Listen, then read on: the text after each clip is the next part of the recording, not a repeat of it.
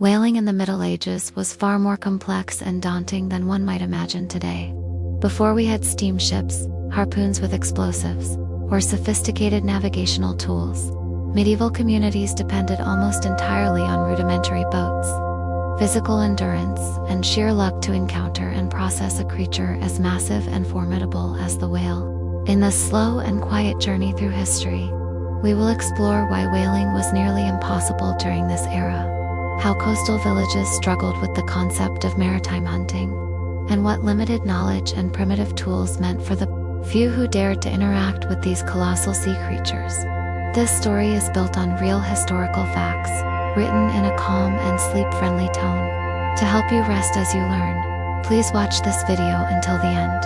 And if you feel sleepy or relaxed at any point, feel free to write in the comments what you're feeling. Your thoughts matter, and they help others know they're not alone in this shared moment of calm curiosity. And now, let us begin our first chapter of this long, drifting voyage into the rarely told history of medieval whaling. In the earliest centuries of the Middle Ages, knowledge of the sea remained basic and largely rooted in fear, superstition, and fragmented observation. Most people lived and died without ever seeing the open ocean, and for those who did live near it, the sea was often seen as a dark, chaotic realm filled with monsters, storms, and divine forces.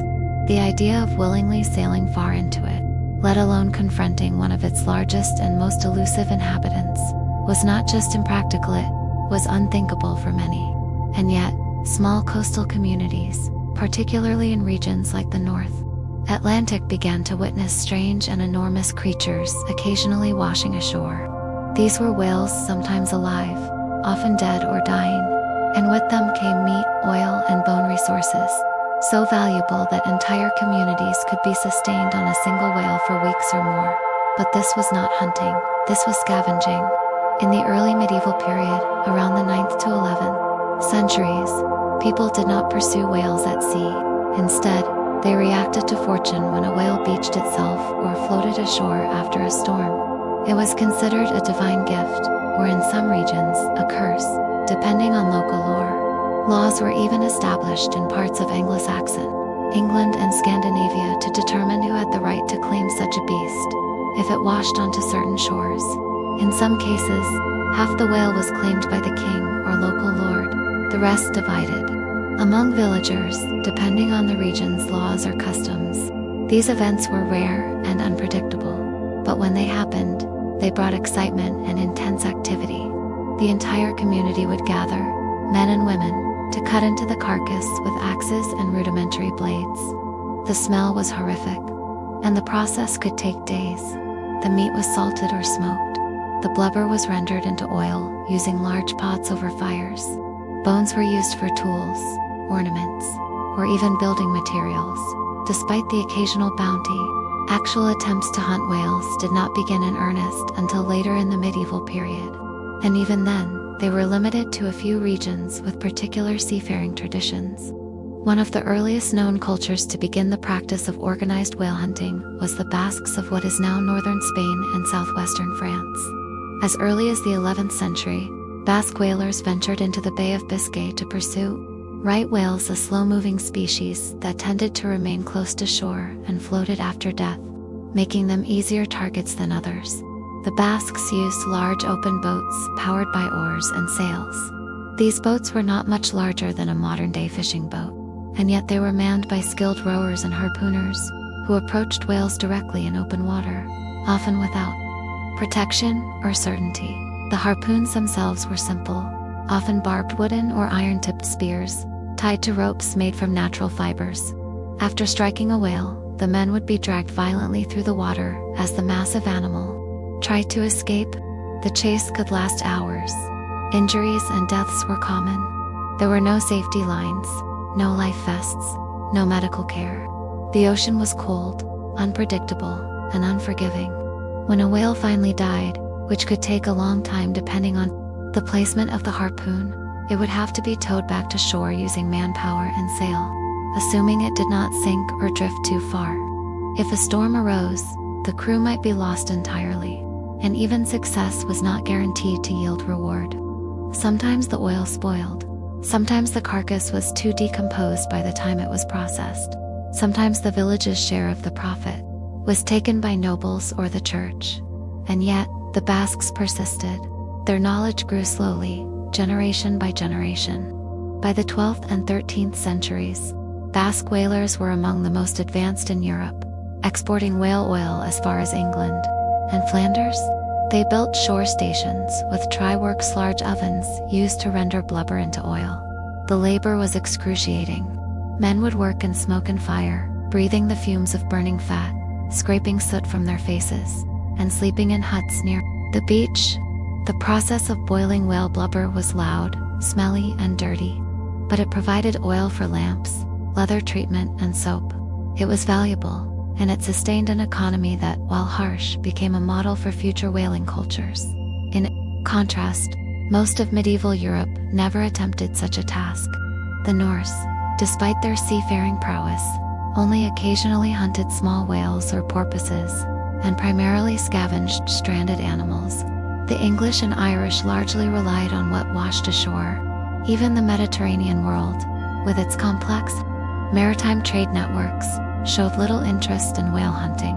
Whales were more common in the colder waters of the north, and only a few species were both accessible and suitable for processing with medieval technology. By the 14th century, the Basque whalers began to venture further. Their boats improved, their tactics refined. They built observation towers along cliffs to watch for whale spouts. They organized crews with specialized roles: harpooners, rowers, pilots, butchers, oilmen. Still, the tools remained basic, and the risks remained immense. Cold water, storms, and the strength of a panicked whale meant death was always near. And all of this effort, days or even weeks at sea, could be undone by a snapped rope, a missed throw, or the whale diving too deep. But despite all odds, this persistence shaped a legacy that would one day influence the much later industrial whaling industries of the early modern period. Yet, in the medieval world, the act of catching a whale remained an act of supreme daring, rare even in its most advanced form, and impossible for most. The average medieval villager could only dream more likely, fear what it would mean to face such a creature on the open sea. To understand why medieval whaling remains such a rare and dangerous pursuit, one must also consider the state of seafaring technology at the time. In most parts of medieval Europe, ships were not designed for high seas navigation or extended voyages far from land. Instead, they were primarily coastal vessels, small cogs, nails, and open boats made from timber planks, fastened together with iron nails or wooden pegs, their hulls sealed with tar and animal fat. These boats were enough for fishing near the shore or transporting goods along rivers and coastlines, but they were never built with the intent of confronting enormous marine mammals. Navigation itself was a challenge. Sailors of the early to high Middle Ages lacked compasses for much of the period. They navigated using landmarks, the sun, stars, and sheer experience. There were no charts that mapped the migration of whales, and no recorded knowledge passed down in any widely distributed form. Everything was local, traditional, and oral. This meant that the possibility of tracking whales was nearly non-existent unless they were spotted near land. And even then, the ability to pursue them was often limited by weather, tides, or access to working boats and able-bodied men. And so, whaling was never a predictable profession. It was not even a profession in most places. It was a desperate gamble. You needed the right weather, the right men, the right boats, the right animal, and a great deal of patience. The overwhelming size of whales also created logistical problems. Even if a whale was captured and killed, how it was processed mattered greatly. In the cold of the North Atlantic, decomposition was slower, which was a blessing. But in warmer months or more temperate seas, the body of a whale would quickly become dangerous to work with, bloating, rotting, attracting scavengers both on land and at sea. Moreover, very few people had experience cutting up such a large animal. It could take several days to strip the blubber, separate meat, remove organs, and collect bones. With no refrigeration and no formal preservation methods, beyond drying, salting, or smoking, vast portions of a whale could be lost if not processed quickly. This created an urgency that exhausted crews. Even in the best of cases, they had to work around the clock, often with little food, under the stink of rotting flesh and burning fat. The air became thick with the scent of salt, blood, oil, and smoke. There was nothing pleasant or romantic about it, yet it was valuable. Whale oil fetched a price on distant markets, and so, villages that could maintain such practices clung to them, often establishing long-standing seasonal traditions based around the arrival of whales. The Basques remained leaders in this field, but even their efforts could not push the boundaries of medieval whaling very far. Their technology remained tied to rowing and sail, and their reach was limited by geography. The English Channel, rough and unpredictable, was not a friendly place for whale pursuit. The North Sea, colder and even more treacherous, hosted only certain whale species and rarely offered ideal hunting conditions. The Norwegians and Icelanders, who did see whales more frequently, focused more on occasional killings or strandings than on systematic pursuit. Religion also played a curious role. In Christian Europe, there was a long-standing debate over whether whales were to be considered fish or beasts. This distinction was not simply academic, it had implications for fasting and religious dietary rules. If whales were fish, then they could be eaten on days when meat from land animals was forbidden. If they were beasts, they were not to be consumed during fasts. Over time, the Church generally accepted the classification of whales as fish, especially given the economic benefits they provided. Still, this created tension in certain communities, particularly when local customs conflicted with broader church mandates. In parts of northern France and England, whales were considered royal fish. This meant that by law, any whale that washed ashore or was caught belonged to the crown. While this law was often ignored or only selectively enforced, it reflected the symbolic value attached to whales, rare, powerful, and noble in their mystery. This legal framework further complicated efforts to commercialize whaling. Even if a community caught or found a whale, the question of ownership could cause disputes or attract the attention of local lords who demanded a share of the profits. Beyond Europe, the medieval Islamic world had little documented interaction with whales. In a hunting context, while seafaring was highly developed in the Indian Ocean, and Arabic-speaking traders traveled widely, there is little evidence of organized whaling. Whales were seen occasionally, referenced in poetic or religious texts, but not often pursued for economic gain. In East Asia, particularly in Japan, there were isolated instances of whale hunting, even in the medieval period. But the techniques and cultural context were very different, and more systematic whaling in that region would not begin until much later. Back in Europe, even among the Basques, whaling was a winter and spring activity timed to the migration patterns of right whales, who came closer to shore during breeding seasons. The term right whale itself comes from this period. They were considered the right whales to hunt because they were slow, had thick blubber, floated when dead, and stayed near the coast. They were not the largest whales, but they were the most vulnerable. Other species, such as the blue whale or the sperm whale, were beyond the capabilities of medieval boats and harpoons. These creatures dove deep, moved quickly, and lived far from shore. It would not be until centuries later that technology caught up with the scale of such animals, and so the medieval whale hunter, when he existed, was a man of contradiction and desperate, skilled yet constantly at the mercy of nature. He rode into a sea he did not fully understand, armed with tools barely sufficient for the task, facing an animal larger than his boat and more powerful than any beast on land. If he succeeded, he returned home to fire and blood and oil. If he failed, the sea took him, and no one ever knew why or where. Despite all these difficulties, the story of medieval whaling is not one of futility, but of transition. It marks the early stages of human interaction with one of nature's greatest mammals. It reveals how communities adapted to opportunity, how myths gave way to methods, and how the boundaries of the possible were slowly stretched by those willing to risk everything. And now, as the tide of our tale continues to rise and fall, we drift onward through the long, sleepy swells of history, into the next part of our journey. As the Middle Ages moved further into the High Medieval period, roughly the 12th to 14th centuries, the European worldview remained firmly land-focused. Even in regions where the sea played a significant role in daily life, the understanding of oceanic ecosystems and marine species was deeply limited. For the vast majority of people, the ocean remained an unknowable frontier. It was full of strange sounds, sudden storms, and creatures whose appearance often defied understanding.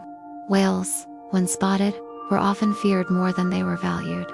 Their enormous size, the loud crashes they made when breaching, and the way they vanished beneath the water only to reappear minutes later, gave rise to myths and confusion. Without widespread literacy or scientific terminology, most people described whales as sea monsters, and tales of great beasts devouring ships or dragging men into the depths were common in monasteries and noble courts. Natural philosophers sometimes attempted to describe whales in bestiaries, compilations of animals, both real and imagined. These works often blurred the line between fact and legend.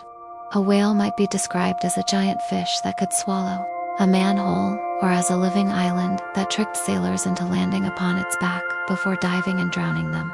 One such myth, known from medieval texts, was of the aspidocolone, a sea creature so large it was mistaken for land. When sailors built fires upon it, the beast would dive, pulling their ships and hopes down with it.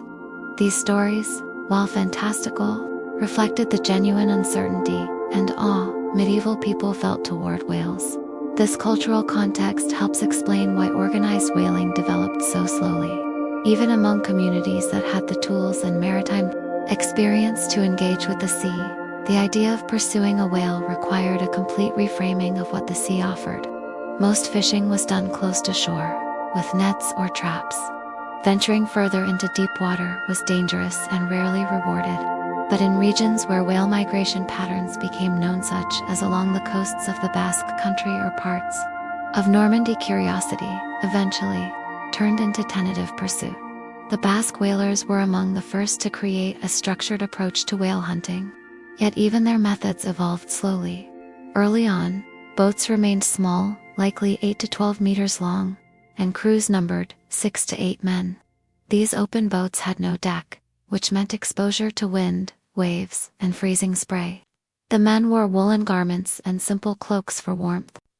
They had no waterproof clothing, and often became soaked through early in the day. Hypothermia was a constant threat, as was injury from the harpoon's recoil or from being struck by a thrashing whale tail. Despite these hazards, the process followed a rough sequence. Scouts stationed on coastal cliffs watched for the characteristic spouts of right whales. When one was sighted, the alarm was raised, often by horn or smoke signaling. Boats launched swiftly. The rowers brought the vessel as close as possible, while the harpooner stood ready at the bow. The harpoon, often made of iron with a wooden shaft, was thrown by hand. It had no explosive or mechanical advantage. Once the harpoon found its mark, the rope tethering it to the boat was let out carefully to prevent capsizing. The whale, panicked, would dive and thrash, sometimes towing the boat at high speed, a terrifying and exhausting ordeal known as a Nantucket sleigh ride in later centuries. Though the term did not yet exist, killing the whale was not immediate. It required multiple strikes, often using lances after the initial harpoon. Blood would fill the water, attracting gulls and sometimes sharks. The ocean, now crimson and churning, reflected the violence of the act. It could take hours before the whale tired and died. Even then, it could not simply be left to float. The dead whale had to be secured and towed back to shore, a journey that could take a full day. Depending on the distance and currents on land, the next stage began. The community turned out to process the whale, sometimes in designated areas built near ports or beaches. Blubber was cut into strips and rendered into oil in large metal cauldrons. The oil was poured into wooden barrels, sealed and stored or traded. Whale meat, while not prized by all, was sometimes salted and preserved. Bones were used for tools, buttons, and even as building supports in areas lacking good timber. The liny flexible keratin plates from the mouths of filter-feeding whales was especially valuable. Known as whalebone, it was used for corsets, brushes, and hinges, but the returns on such a catch were never guaranteed. A single missed throw, a snapped rope, or a sudden squall could mean death. Boats could be overturned, harpooners could be dragged overboard, whales could dive deep, taking lines and gear with them, and even when successful, the profits had to be divided. The boat crew took a share, but so did the ship's owner, the landowner, the church, and the local authorities. In many towns, a portion of every catch was given to the local abbey or monastery, in thanks or perhaps to ward off misfortune. As the years passed, the practice became more formalized. Certain towns established seasons for whaling. Taxes were levied, rules were written, but the essential nature of the work did not change. It remained dirty, exhausting, dangerous, and rare. Very few individuals spent their entire lives as whalers. Most were fishermen or farmers first, turning to whale hunting only during specific months, and only when signs were promising.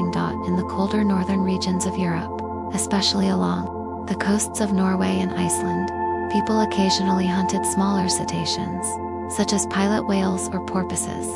These hunts, often conducted with nets or by herding animals into shallow bays, were less physically risky than offshore whaling, but still demanded coordination. In Iceland, the use of drift whales, those that died at sea and washed ashore, was particularly important. Entire communities depended on such windfalls, and old sagas record disputes and even violence over the ownership of beached whales.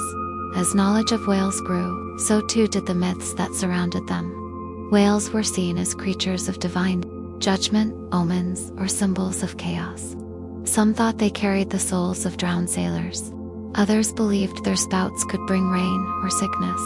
The line between animal and mystery remained blurred, and in that ambiguity, medieval people projected their hopes, fears, and imagination.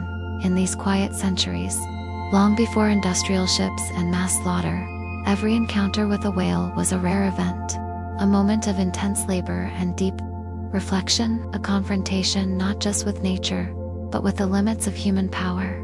The medieval whalers stood in a wooden boat beneath gray skies, looking out at a horizon with no end, knowing that what lay beneath could bring either bounty or death. And now, as the ocean wind softens and the tide turns once more, we continue onward into the next gentle waves of this long and drifting history. To truly understand the difficulty of whaling in the medieval period, we must consider how little scientific knowledge existed about whales and marine life in general. Natural history, as a formal discipline, had not yet developed, and observations of animals, especially ocean-dwelling animals, were often filtered through superstition, allegory, and religious interpretation. While whales were undeniably massive and visible, even awe-inspiring, they were not yet subjects of study. They were unknown visitors from a place that seemed beyond comprehension. Medieval people could not categorize them in biological terms. They simply described them in the ways they knew, as monsters, omens, or divine punishments. In religious texts and teachings, whales were often tied symbolically to sin and repentance. The biblical story of Jonah and the whale, in which the prophet is swallowed and then released, was frequently referenced in sermons and illustrated in manuscripts. However, the whale in that story was typically imagined not as an animal, but as a metaphor representing the darkness of disobedience and the mercy of forgiveness. These spiritual interpretations further complicated how people thought about whales. To kill a whale was, in some ways, to interfere with something beyond human dominion. It was not just a hunt. It was an act that carried moral and cosmic weight.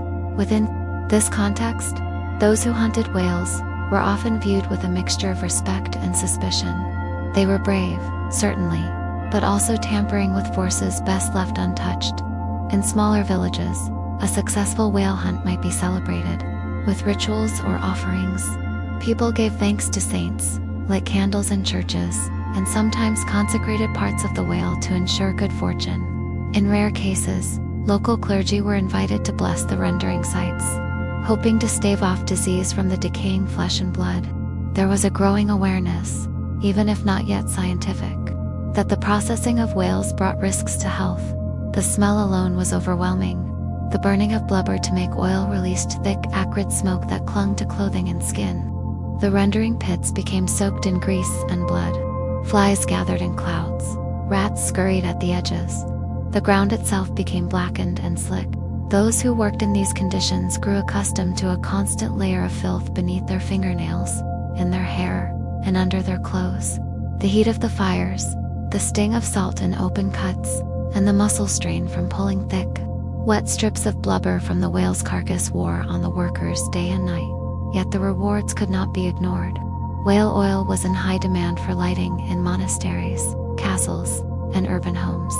Before the widespread use of candles made from beeswax or tallow, oil was one of the few reliable sources of illumination.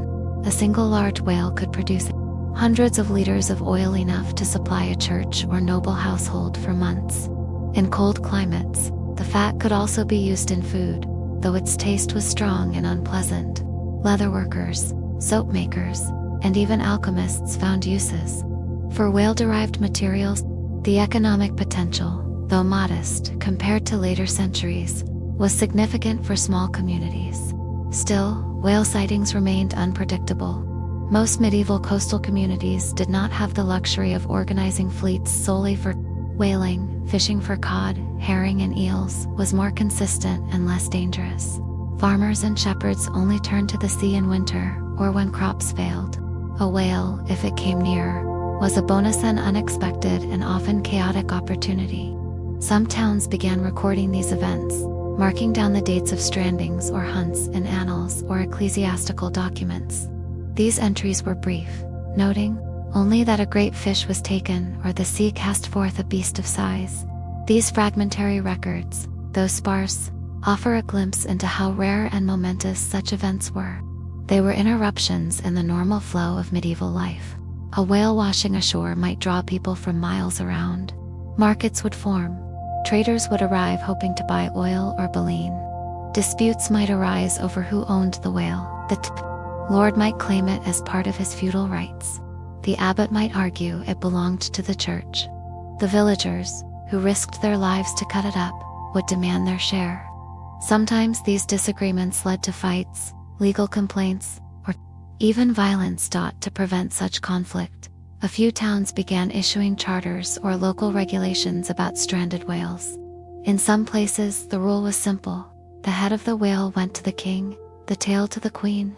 This peculiar law may have originated in England and appears in several legal documents of the period.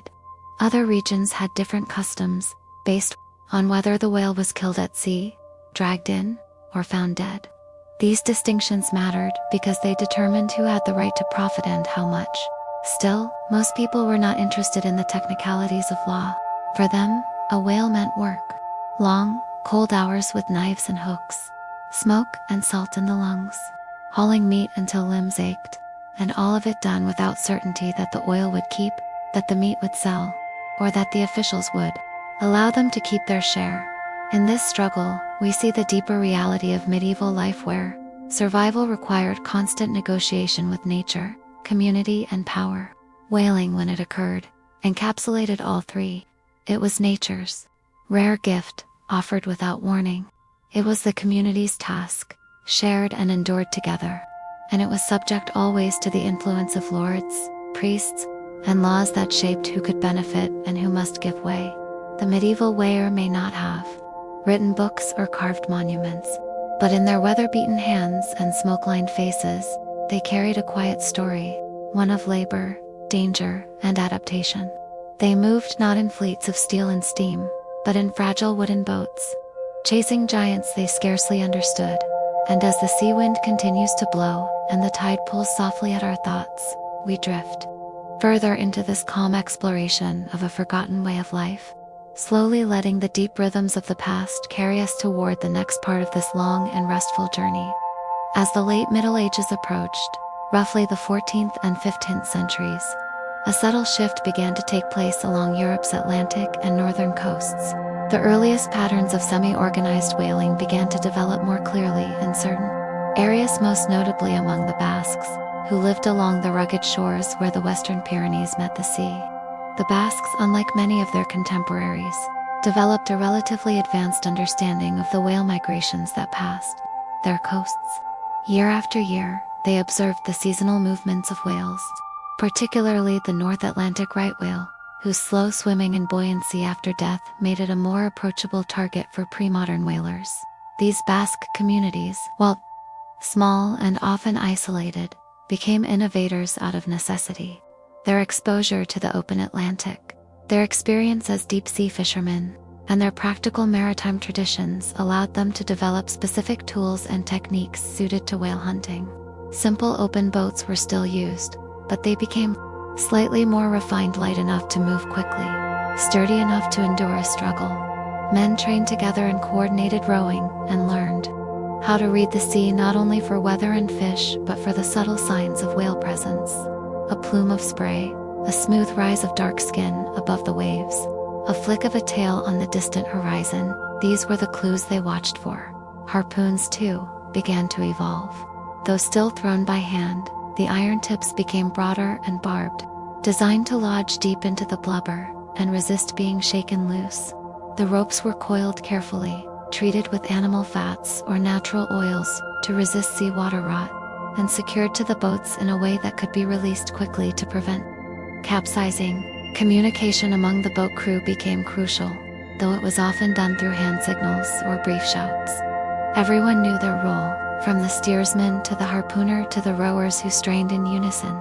Yet for all their advancements, the process remained slow, grueling, and full of peril. The Basques, like other early whalers, had no illusions about the difficulty of the hunt. A whale could easily overpower a boat with a single sweep of its tail.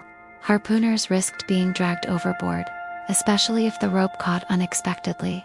Once struck, the whale might dive suddenly, vanish beneath the water, and then surface unexpectedly on the other side, sometimes breaching with such force that the boat could be overturned entirely. Once killed, the next challenge was towing. Unlike fish, which could be lifted into the boat, whales had to be dragged slowly and with great effort back to the shore.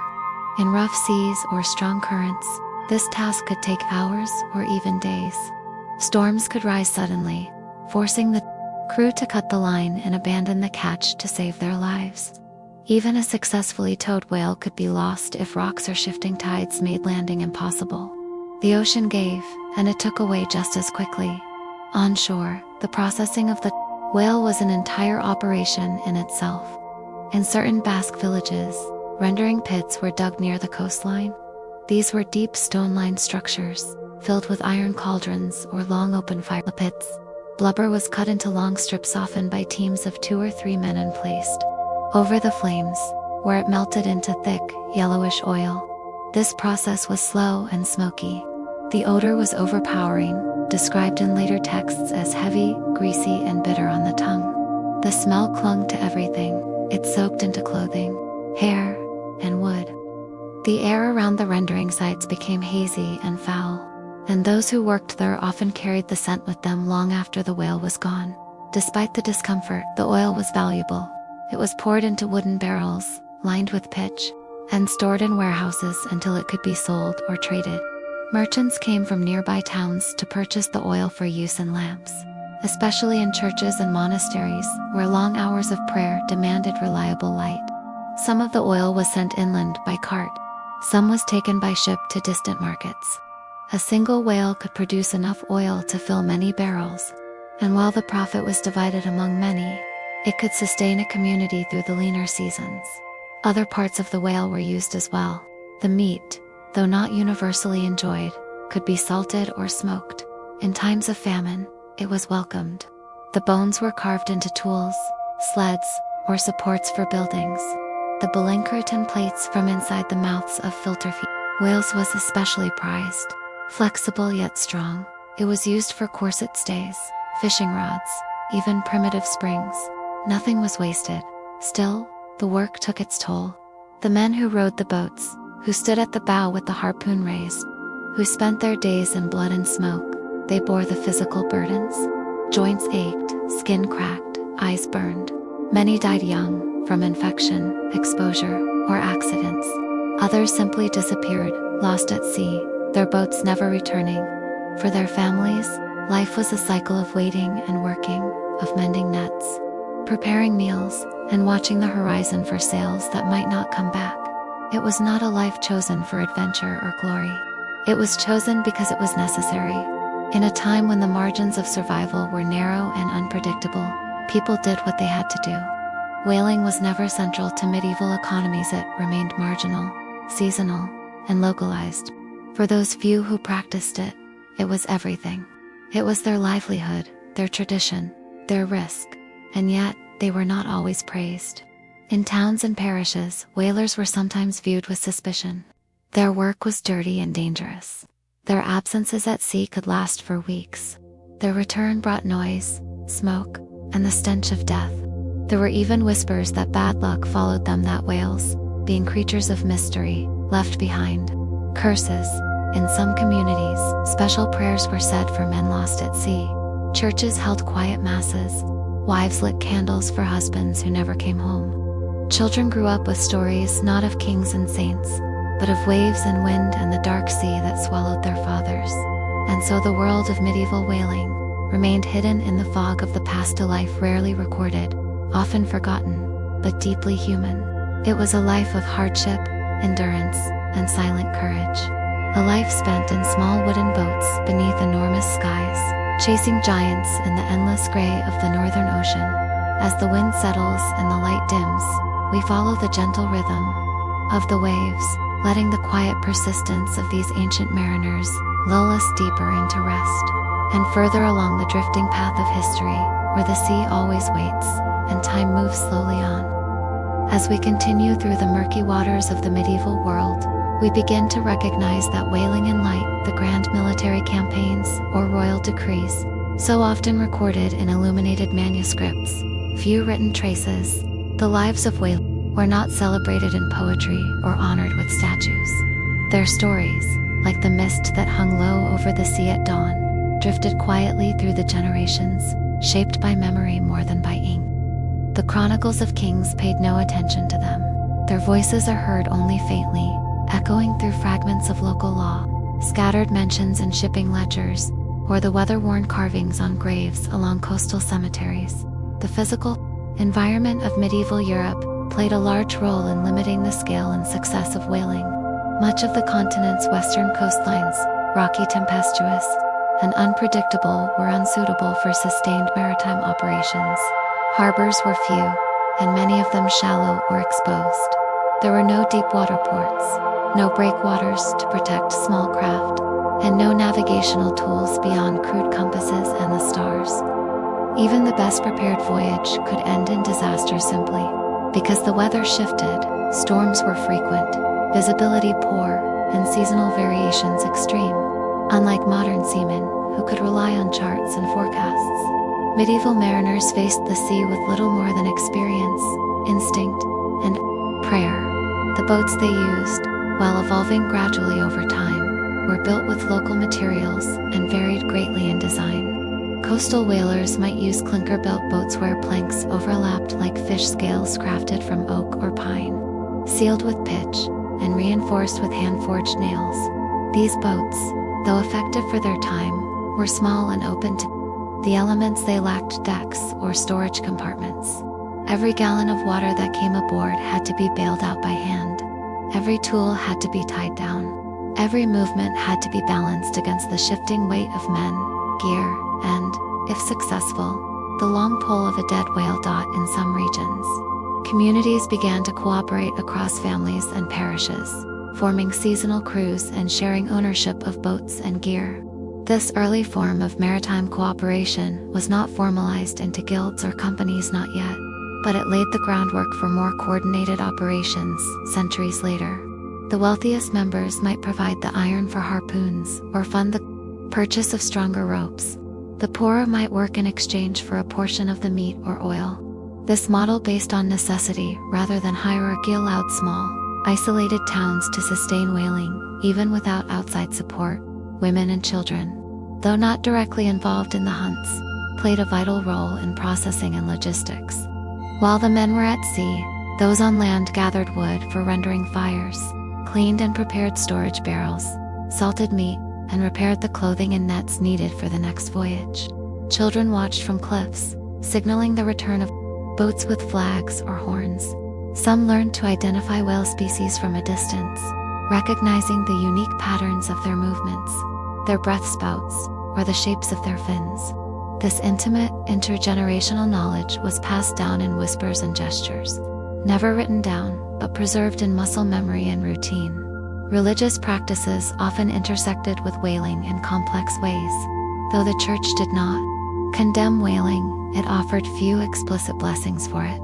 In port towns, priests might sprinkle holy water on departing boats, or offer prayers for protection.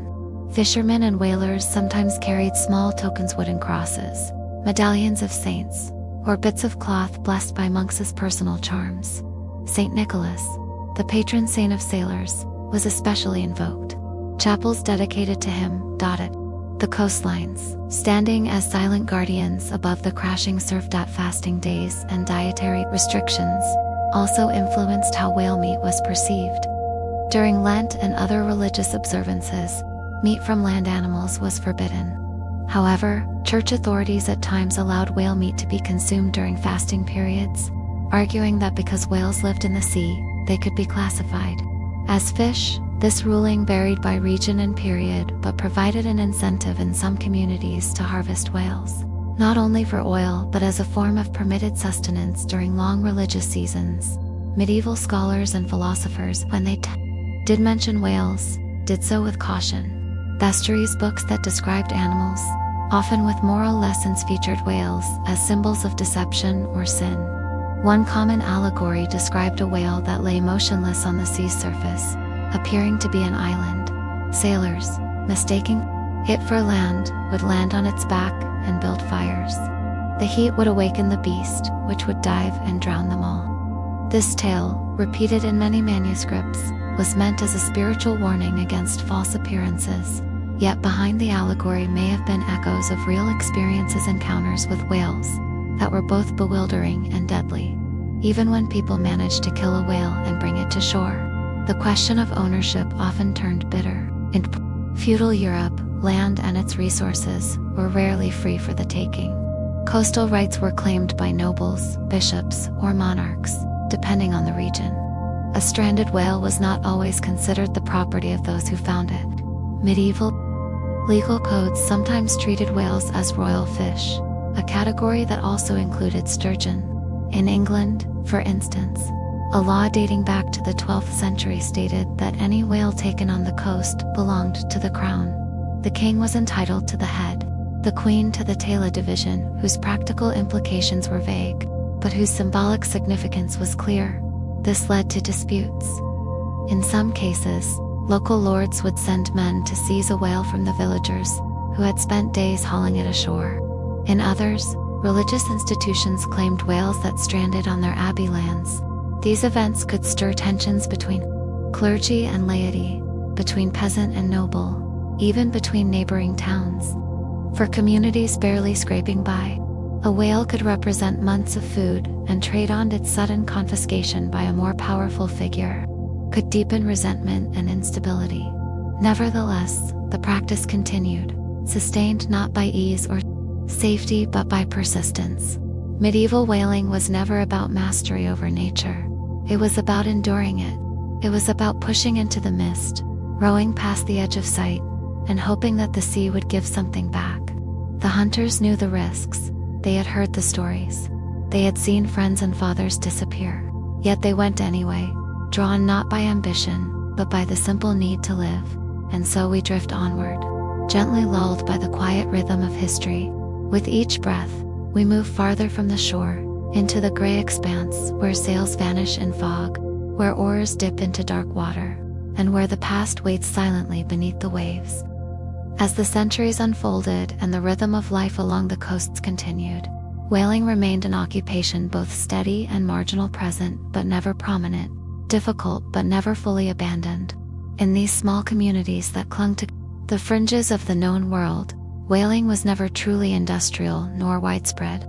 It was seasonal, intermittent, deeply tied to place and memory. No formal fleets roamed the oceans. There were no charts mapping migration in precise lines. No central command that directed expeditions. Instead, there were men, boats, oars, and the sea, among the Basques, and later among the Norse, Dutch, and other coastal peoples, certain techniques became more refined, not through invention but through repetition. Each generation taught the next not only how to row or throw a harpoon, but how to read the swells, how to track the clouds, and how to listen for the sound of a whale's breath far off in the quiet dusk. These were not formal schools of knowledge, but rather oral traditions shaped through observation and muscle. It was knowledge learned by hand and held by heart. Whale sightings were rare and never guaranteed. Often whalers would spend days at sea without seeing anything at all. And when they did, the approach had to be silent and deliberate. Splashing or shouting could alert the whale, which might dive and not return for hours. The boats had no oars and the men had to row against tide and wind, slowly closing the distance, always uncertain whether they would reach the whale or be forced to return empty. The whales themselves, especially the right whale and the gray whale, were immense. Up to 15 meters long, their sheer bulk made them seem otherworldly. To hunt something so large with such fragile tools required not only strength, but also calm. Harpoons had to be thrown at close range, sometimes from only a few meters. If the harpoon struck deep enough, the whale would thrash, dive, or flee. Then began what was called the Nantucket sleigh ride in later centuries. But in the medieval period, it was simply being taken. The rope would snap tight, and the boat would be pulled behind the wounded animal at dangerous speed. Sometimes the whale would die quickly, bleeding out, growing tired, and floating belly up. But more often it took hours. The men could not rest. They rowed to keep the line taut, or they tried to stay near, lest the whale be lost to the deep. If night fell before the whale died, they had to make hard choices: wait through the cold dark in open water, or risk leaving and losing everything. The ocean in darkness was a vast emptiness. No lanterns, no stars if the clouds had gathered, only the rhythm of the waves and the creak of wet wood. When a whale died, the silence was almost eerie. It floated quietly, its huge body slowly drifting. There was relief, but never celebration. The men had to act quickly, fastening the line and rowing back toward the shore, dragging many tons of weight behind them. A strong current, an offshore wind, or a sudden storm could turn a successful hunt into another tragedy. And even when the whale reached the beach, there was more work still. It had to be processed immediately. The meat would rot within days if not salted. The blubber had to be rendered before it turned rancid. Fires were lit, knives were sharpened, and the entire shore became a scene of labor and blood. Rendering blubber was a dangerous, unpleasant job. Open pits were dug and lined with stone. Large cauldrons were set over wood fires that burned night and day, the air filled with thick, greasy smoke. Workers, sometimes barefoot, handled the hot strips of flesh with iron hooks. Burns were common, so were infections. There were no gloves, no protection, and no understanding of sanitation. Yet the oil was precious. It lit homes and monasteries. It was sold or traded. It became the one reward for so many risks. The smell of a rendering beach could be detected for miles. Visitors would sometimes describe it as overwhelming, choking, impossible to ignore.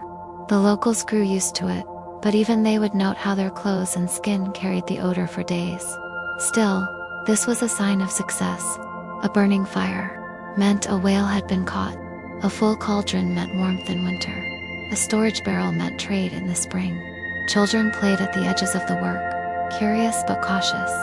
Some would collect small bones or bits of baleen, others helped by carrying buckets of water or stacking firewood.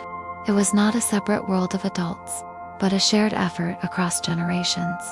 Even those who did not go to sea were shaped by it. Whaling was a village act, a burden shared by all, a ritual without celebration, a struggle that repeated with each passing year. The whales themselves were not understood in any scientific sense. There were no marine biologists, no anatomy diagrams. The medieval world held many beliefs about whales, some of them rooted in observation, others drawn from fear or imagination. Some believed that whales swallowed ships whole. Others thought they sang songs to lure sailors to sleep. Bestiaries often portrayed them as symbols of danger, temptation, or divine judgment. But those who actually hunted whales knew them differently. They saw the sorrow in the eyes of a dying whale, the slowness of its final breath, the weight of its presence in the water. They did not speak of it often, but it stayed with them. As trade slowly expanded in late medieval Europe, whale oil became a modest item of commerce. Coastal towns sold barrels to inland markets, where it was used in lamps or sold to tanners and soap makers. Still, the scale remained small. There were no global shipping routes, no industrial ports, no mass markets. Everything moved slowly, by cart or by river, overland through forests or hills. A single whale might be shared among many families, its parts divided and used in ways that extended far beyond the sea. There was no glory in this work, no fame, no stories told at royal courts. The whalers were not knights, nor monks, nor scholars. They were ordinary people doing something extraordinarily hard. They left no monuments. Their names are mostly lost, but their labor quiet, constant, unseen shaped the lives of those who lived near the sea. And now, as you breathe quietly and the night deepens around you, we let the echoes of their work guide us further still.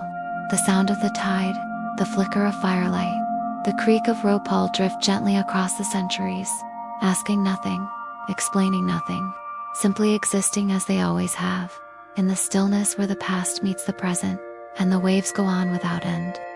The slow, deliberate life of a medieval coastal village continued to ebb and flow like the tide. In these communities, the cycle of whaling was just one thread woven into the wider pattern of existence, intertwined with fishing, farming, building, praying, and enduring. There were no sudden innovations, no golden age of maritime conquest here, just repetition. Each year, the people looked to the horizon, wondering if the sea would offer up its beasts again. And each year, some answered the call, taking to their boats with caution and resolve. It was a quiet defiance against the limits of human strength and the unpredictability of nature. Few questioned the necessity of this brutal labor. It simply had to be done. Whales were not only sources of oil and meat. Their bones were used in ways that replaced scarce timber. Ribs could support the roofs of huts, or serve as fencing. Vertebrae might be repurposed as stools, steps, or even makeshift tables. The flexible keratin strips from the mouths of certain whales was valued for its versatility, though its use expanded greatly in later centuries. Even in the medieval period, it could be fashioned into brushes, lashings, and rudimentary hinges. But obtaining baleen, meat, or oil was not only a physical endeavor, it carried a spiritual weight. Many who lived by the sea saw it as a gift, but also as a punishment. A whale washing ashore might be a blessing or a sign. Some towns buried the hearts of whales in ritual, believing they contained the spirit of the creature. Others held that, if a whale died too near a church, its decay might offend the divine. Such customs were rarely written down, but they echoed in the behavior of villagers and the stories they passed to their children. These beliefs didn't stop with death. In some regions there were rules unspoken and spoken about how a whale could be divided. In northern coastal areas of the British Isles, for example, it was common for specific parts of a stranded whale to be claimed by lords or monasteries, even if they had done nothing to aid the catch. Disputes arose when this hierarchy was challenged. Legal records from the 13th and 14th centuries occasionally mention cases where commoners argued their right to keep what they had pulled from the surf. Most of these conflicts were quietly settled, or else ignored. But a few persisted and left written traces that reveal a growing tension between survival and authority. Among the Norse and Icelandic communities, where whaling was more firmly rooted in tradition, seasonal hunts became embedded in the cultural calendar. The sagas occasionally mention whales not as mythic beasts, but as prized possessions. One old Icelandic tale recounts a man who finds a whale washed ashore and must defend it against neighbors who claim the sea has no owner. Another tells of a group of villagers who are cursed after slaughtering a pod too greedily, suffering famine. As a result, these stories, while dramatic, reflect a deep awareness of the whale's central role in coastal survival. Too much ambition could lead to ruin. Too little could mean hunger. The sea, after all, was not just a place. It was a force. It dictated the rhythm of work and worship. It shaped the moods of towns. Its storms could destroy years of effort in a single night. Boats, homes, barrels of stored oil gone. There were no insurance policies, no recovery funds. no way to rebuild quickly. Losses were absorbed slowly, painfully, over time. Families shared the burden, often reducing their intake of food, pulling children from seasonal tasks, or delaying marriages until security could be restored. A failed hunt could ripple across seasons. The tools used in whaling remained rudimentary. For most of the medieval period, harpoons were typically made of wrought iron, with simple barbs. The shaft was often of ash or oak, heavy and long, designed to strike deep. But there were no explosives, no mechanical winches, no safe distance from which to strike. Every action required proximity, and every proximity required risk. The rope, often twisted from hemp, had to be inspected regularly and kept dry. A single frayed strand could snap under tension and lash back with lethal force. This made even preparation an act of vigilance. There was a physical toll as well. Men returned from the sea with hands blistered, backs bent, and faces burned by sun and wind. Salt water soaked into their clothes and into their skin. Wounds from hooks or knives could fester, especially when treated with only herbal poultices or cold seawater. Yet rarely were these injuries seen as reasons to stop. The next whale, they believed, might be the one that kept them fed through the winter. Yet not every whale hunt ended with a kill. Some turned tragic in other ways.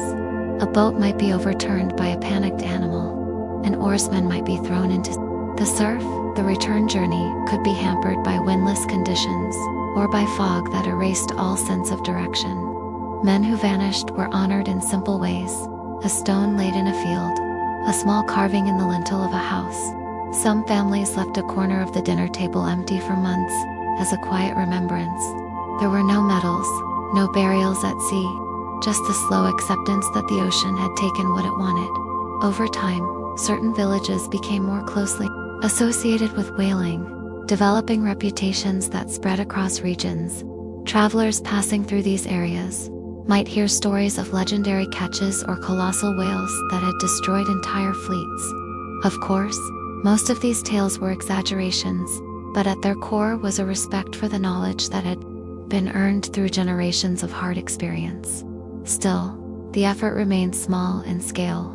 The medieval world was not yet a place of industrial ambition. The idea of hunting whales systematically, in open fleets, with international market in mind, would come much later. In this time, whaling was about survival. It was about using every piece of a rare and precious gift from the sea. It was about working with what little one had, knowing that the next season might offer nothing at all.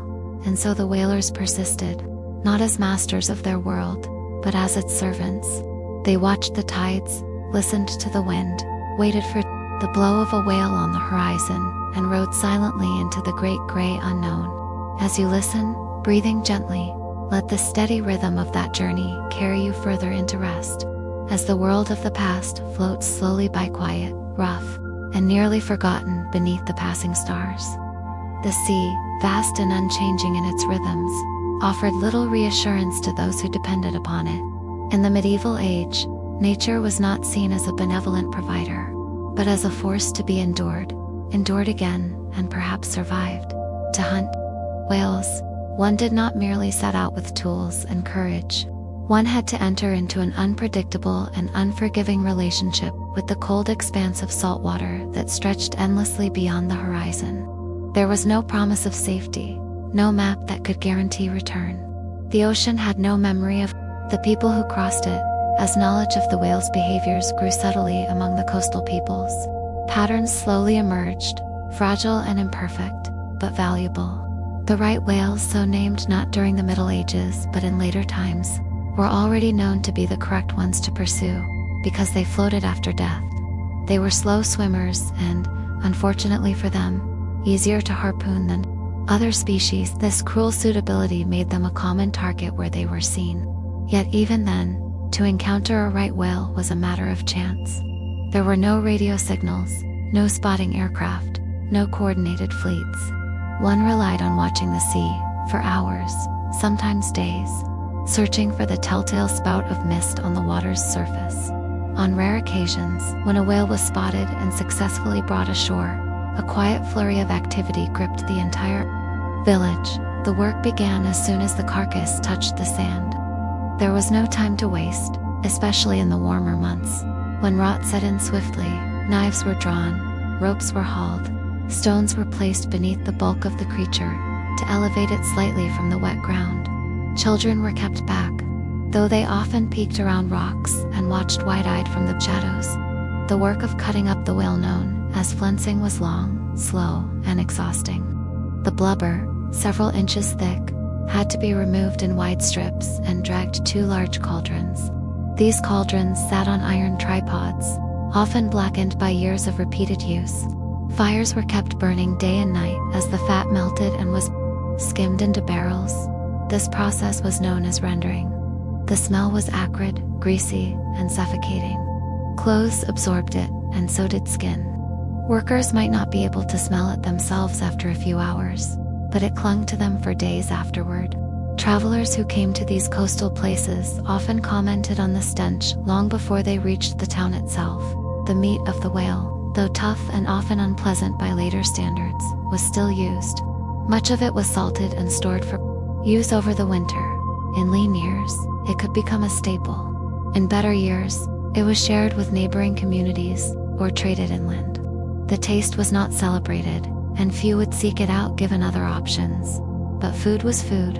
When the alternative was hunger, there was little room for preference. Nothing was wasted. The tongue, liver, kidneys all were cut, sorted, and cleaned. The bones, immense and heavy, were dragged to the edges of town where they would dry in the sun or be fashioned into useful implements. Some bones were used to support ceilings where timber was scarce.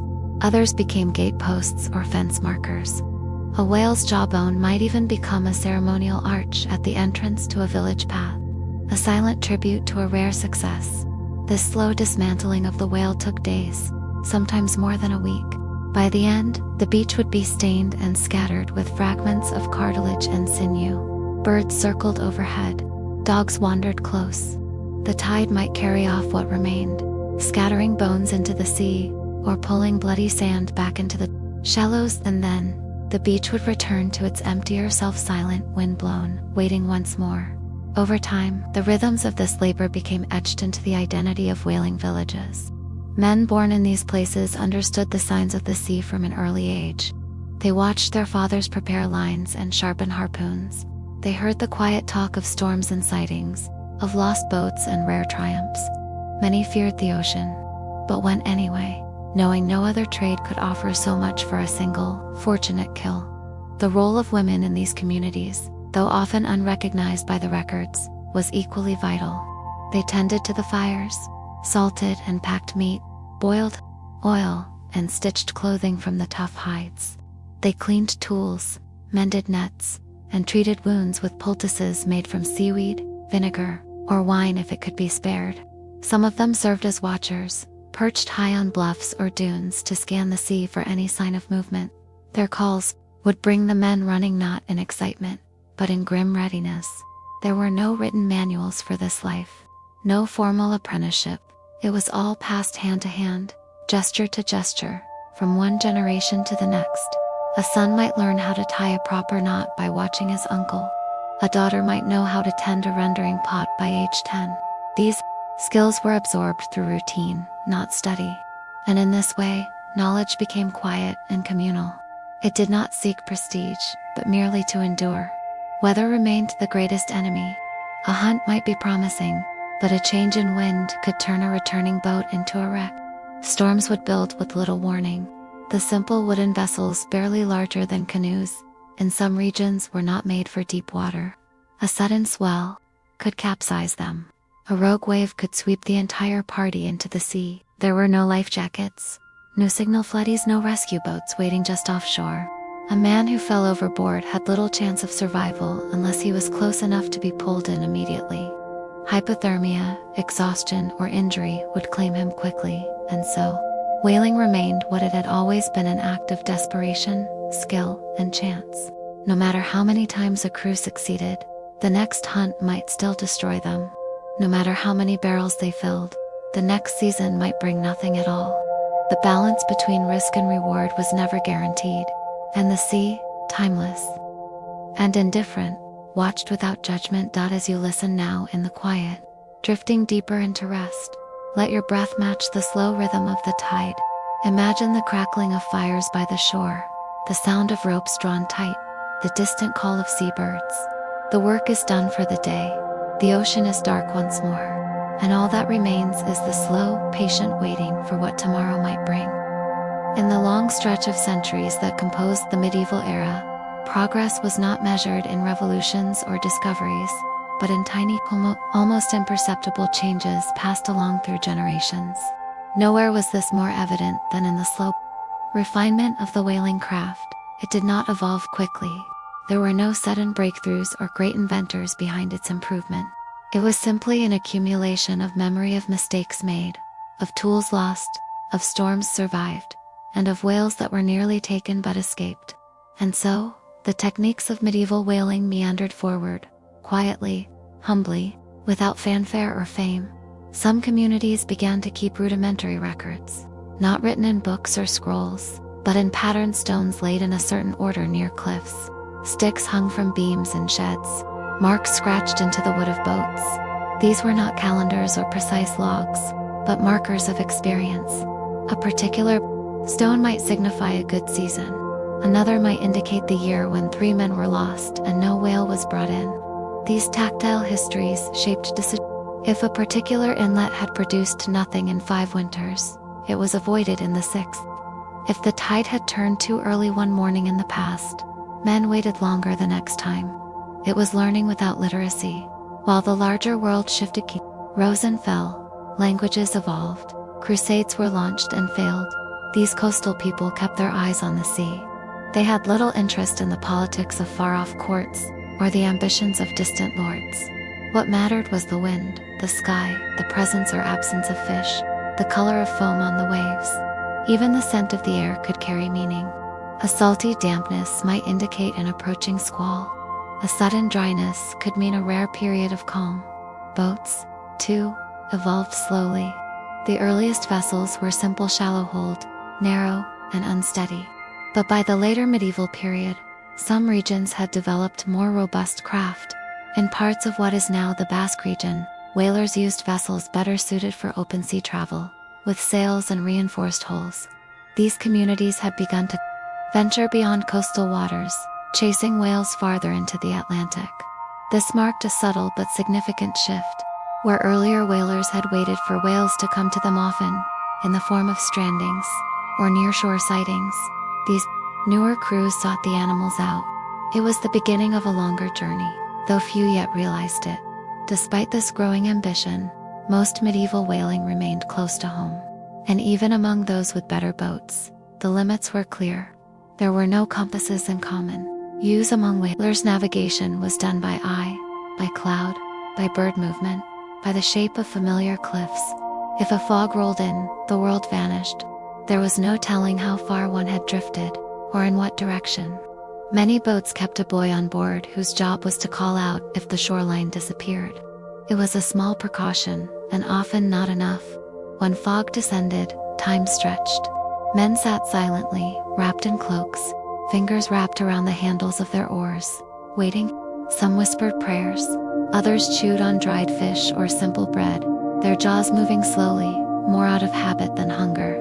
The sea, in fog, seemed endless. Sound carried strangely, distorted and ghostly. The occasional splash of a fish or the groan of a boat's hull against the water became strange and distant, like a voice heard in a dream. In such moments, many felt their smallness. The ocean was not a stage for bravery, it was an abyss, and they floated barely above it. Back on land, the community waited with its own mixture of hope and dread. The women counted the days. The elders stared at the sky, watching for gulls that followed boats. Children played near the shore but were quiet when they passed the harpoon sheds or the tall poles where whale bones were displayed. These were not places of celebration. They were places of work, of danger, of memory. When the boats finally returned, successful or not, a low horn might be sounded, or a bell rung. People came down to the water's edge slowly, without rush. There was no cheer, no applause. If a whale had been caught, they nodded. If the boats were empty, they said nothing. The only thing that mattered was that the men had returned. Anything beyond that was secondary. And yet, for all its harshness, the sea was still respected, not loved, perhaps, but acknowledged. Some villages had traditions of giving thanks after a successful hunt. A portion of meat or oil might be burned on a fire and left untouched, an offering to the ocean. Others placed small tokens: carved fish, smoothed stones, a piece of net into the tide after the season's end. These rituals were not part of official religion, but they persisted nonetheless. Priests might ignore them, or quietly allow them. After all, those who lived from the sea needed all the help they could find in the long nights of winter. The tools of whaling were cleaned, sharpened, repaired. Nets were untangled. Harpoon shafts were sanded smooth. Boats were patched with tar or replaced with fresh planks. And around hearths, stories were told of past hunts, of whales so large they blocked out the sun, of men who struck a whale once and were pulled for miles before the beast dove and vanished, dragging the rope with it. These tales were rarely believed in full, but they were listened to with respect. They were part of the culture, the glue that held together generations of shared struggle. There was, even then, a sense that something larger was at work, that the whale was not just a creature, but a mystery. Its size, its silence, its seeming indifference made it different from fish or fowl. Some believed whales had spirits. Others thought them punishments, sent by the sea to test human pride. Still others believed that each whale taken carried a cost, one not always visible. Whether these beliefs were true mattered less than the fact that they were felt. They gave shape to the fear and reverence that always lingered beneath the surface of the whaling life. And so, the cycle continued. The sea gave and took. The people waited and worked. The whale was hunted, slowly, painfully, and sometimes in vain. But it was never just a hunt. It was a quiet reckoning with nature, a pact with the ocean that could be broken at any moment. As you rest now, let these distant rhythms settle into your breath. Let the cold wind of the medieval coast fade softly into your dreams. The boats are ashore, the fires are low, and the sea is once again calm for now. The passage of time in medieval coastal communities was not measured by calendars, but by tides, migrations, and the seasonal turning of the sea. The moon's pull upon the water created a rhythm far more dependable than the whims of kings or merchants, and it was to this rhythm that the whalers aligned their lives. The months were not divided by saints' days or festivals, but by when the whales might come, and when the storms were likely to rise. The ocean decided all things. In the dark, early spring, before the frost had fully left the land, preparations would begin once again. Men moved more slowly after the long winter. Hands were stiff, ropes were knotted from months of disuse. But, still, the work resumed, quietly and without ceremony. The boats were hauled down to the water's edge. Oars were checked for rot. Oil barrels from the previous year were examined. Some leaked, and their contents had spoiled. Others remained tightly sealed, and the oil within was precious, though dark and heavy with sediment. There were no standards of quality, no formal inspection. If a village produced oil, it was used or traded, sometimes with nearby towns, sometimes with inland monasteries. The monks, always in need of light for their scriptoria, prized whale oil for its endurance. It burned steadily in lamps, though with a thick smell and dark smoke. Few preferred it, but for those with limited resources, it was better than tallow or wood.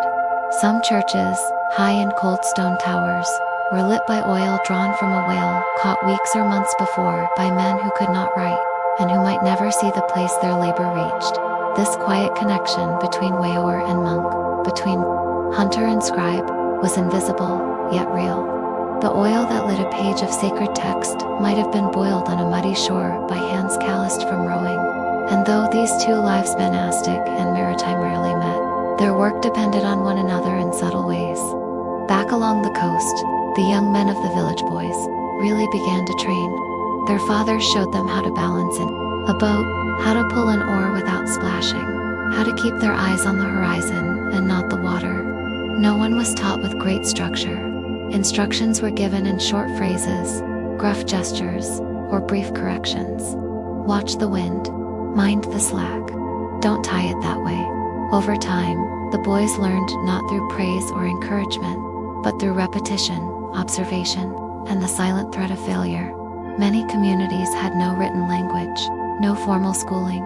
The skills of whaling were kept alive through practice and patience.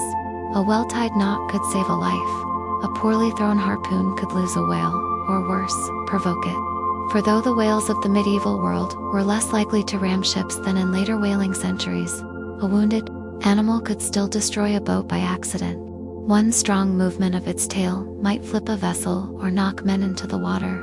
The ocean did not forgive such mistakes. The harpoons themselves were crude but effective. Typically fashioned from iron, they were designed not to pierce deeply and exit, but to lodge inside the whale's flesh. A good harpooner knew the strength of his own arm and the limitations of his weapon. To shallow a throw, and the whale would escape. Too deep, and the harpoon might be lost entirely. The rope tied to the shaft was thick, hand-braided, and treated with oil or resin to resist the sea's salt. These ropes were coiled carefully in the boats, because a tangled line could mean death. When a harpoon struck, the whale would flee, dragging the rope with terrifying force. If the line caught around a man's leg or arm, he might be pulled overboard in an instant. The moment of strike was the most dangerous time. The men, braced in their small boats, waited in tense silence for the harpooner to judge the distance. When he finally stood, all breath seemed to stop. The throw was quick, often accompanied by a brief cry or grunt. Then the chaos began. The whale, wounded and frightened, would lunge. The boat pitched wildly. The line snapped taut. The men leaned back and began the grim process of playing out the rope, giving just enough to prevent capsizing, not enough to lose the whale. This could go on for hours. The line would sometimes be passed from one boat to another, allowing tired crews to rest, or for better angles to be gained. Coordination was essential, but difficult. There were no radios, no flags, only shouted words, hand signals, and the understanding built from years of shared labor.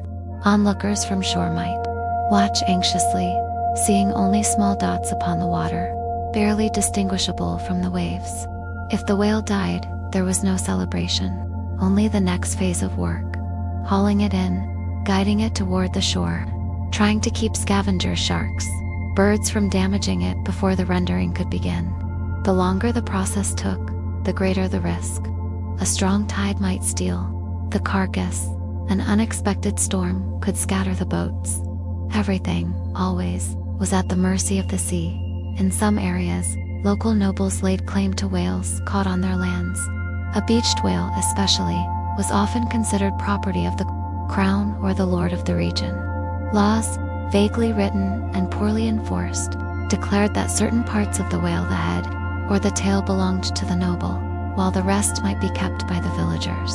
This created friction. Disputes arose. Some communities tried to hide their catches, cutting whales apart quickly and burying evidence before messengers could be sent to the manor. Others offered portions willingly, hoping for protection or favor. But whether through theft, law, or trade, the value of the whale was always known, not in gold coins or parchment records, but in what it could do. One large whale could light an abbey, feed a village, strengthen boats, make tools, oil hinges, seal barrels, and soften leather.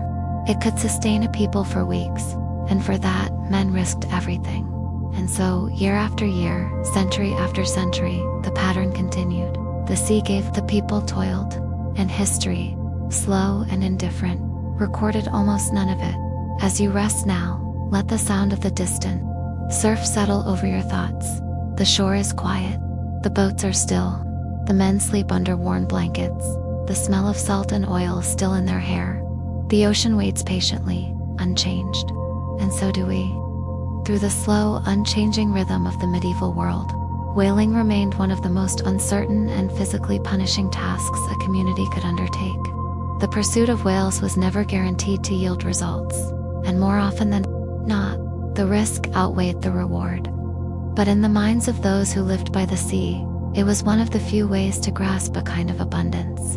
Not riches in the modern sense, not wealth or luxury, but enough oil to keep lamps burning, enough meat to fill bellies, enough bones to repair tools or barter with nearby towns. When a whale was successfully brought ashore, the rendering process began, slow and deliberate, spread over days. There was no centralized building for the task, no covered factory or enclosed workspace. It happened in the open air, near the beach, sometimes just above the high tide line. The massive body of the whale, cold, lifeless, heavy beyond imagination, was cut in two with long blades that were handed down through generations. These blades were not sharp in the way of swords, but strong and weighty, designed more for force than finesse. The blubber was removed first. Thick, pale, and greasy, it was sliced into long strips, each laid out carefully on the ground. These strips would be taken to large iron cauldrons, set over fires made from driftwood or dried peat. The fires burned for days, releasing a thick, acrid smoke that filled the air with the smell of scorched fat and salt. The rendering process was simple, but grueling. Boil the blubber, collect the oil, strain it through coarse cloth, and store it in barrels sealed with wooden stoppers. These barrels would then be rolled or carried into nearby huts for safekeeping. Everything had its use. The bones were sorted by size and shape. The largest became beams or posts, often in sheds or storage huts. Smaller ones were carved into buttons, pins, or tools. In colder regions, strips of baleen, when available, were saved to be softened and shaped into brush bristles or fishing implements. The meat, though often tough and strongly flavored, was salted and preserved when possible. In lean seasons, it served as a vital source of protein, especially in coastal villages, where farmland was poor and trade unreliable. Children were sometimes kept away from the rendering site, not because of any rule, but because the sights and smells were thought too strong. Yet even they could not escape the ever-present scent of whale oil that drifted through the village for weeks afterward. The smell clung to clothing, hair, and skin. It sank into walls and rooftops. It became part of daily life, a mark of both hardship and success. These scenes, repeated over decades, shaped the culture of each coastal town. Stories were passed along with the oil. Tales of the largest whale ever caught, of the deepest dive, of the boat that vanished and was never found. Some stories grew larger with time, evolving into quiet local legends. A man who once harpooned a whale from land and was dragged into the sea. A whale that circled the same cove for 3 seasons before it was finally captured. A strange light, seen over the ocean on the night a whale washed ashore, already dead, with no sign of struggle. No one wrote these tales down. They lived in the voices of the elderly, shared around fires in the evenings, or passed to young boys rowing for the first time.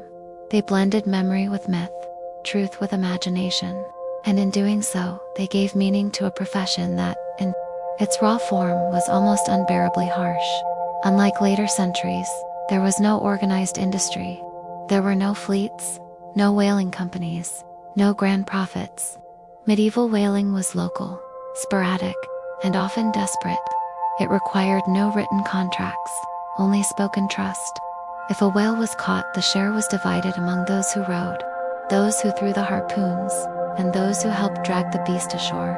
Sometimes disputes arose, men arguing over who cast the fatal blow, or who had spotted the whale first. But more often, there was silence. The work was so hard, the victory so rare, that few had the energy to argue for long. Religion, too, played its quiet part. In some regions, whales were viewed as divine gifts, creatures sent by God to sustain the poor. In others, they were seen as omens of storms of death, of punishment. Priests occasionally blessed the boats before a hunt, murmuring Latin prayers over the water, sprinkling salt, and making the sign of the cross.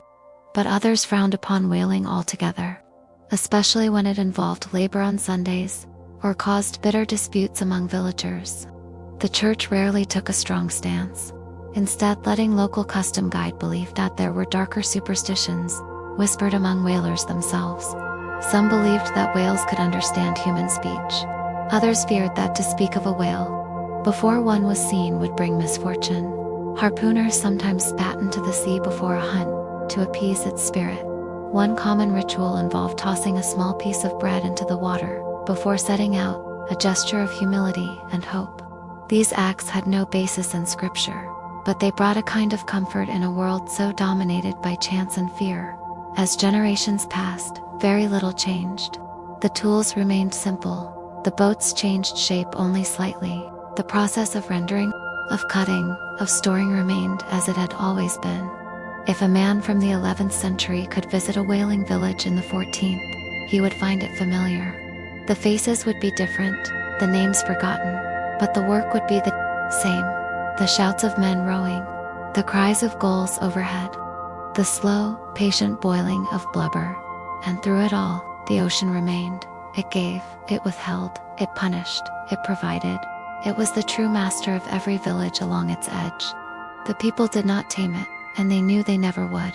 At best, they hoped for small allowances. Easy tide, a brief calm, a whale not too far from shore. These were the miracles they waited for, prayed for, and rarely received. But even when nothing came, no whale, no oil, no meat, the work continued. Nets were mended, boats were sealed, stories were told, the people endured. Let your mind drift. Now with the tide, imagine the shoreline, quiet beneath the stars, waves brushing gently against the sand. The fires of the rendering pit have gone out. The village is asleep. Only the slow rhythm of the sea remains, steady and eternal. By the time the late medieval period approached, some coastal communities had grown more familiar with the rhythms of the sea and the temperament of the whales.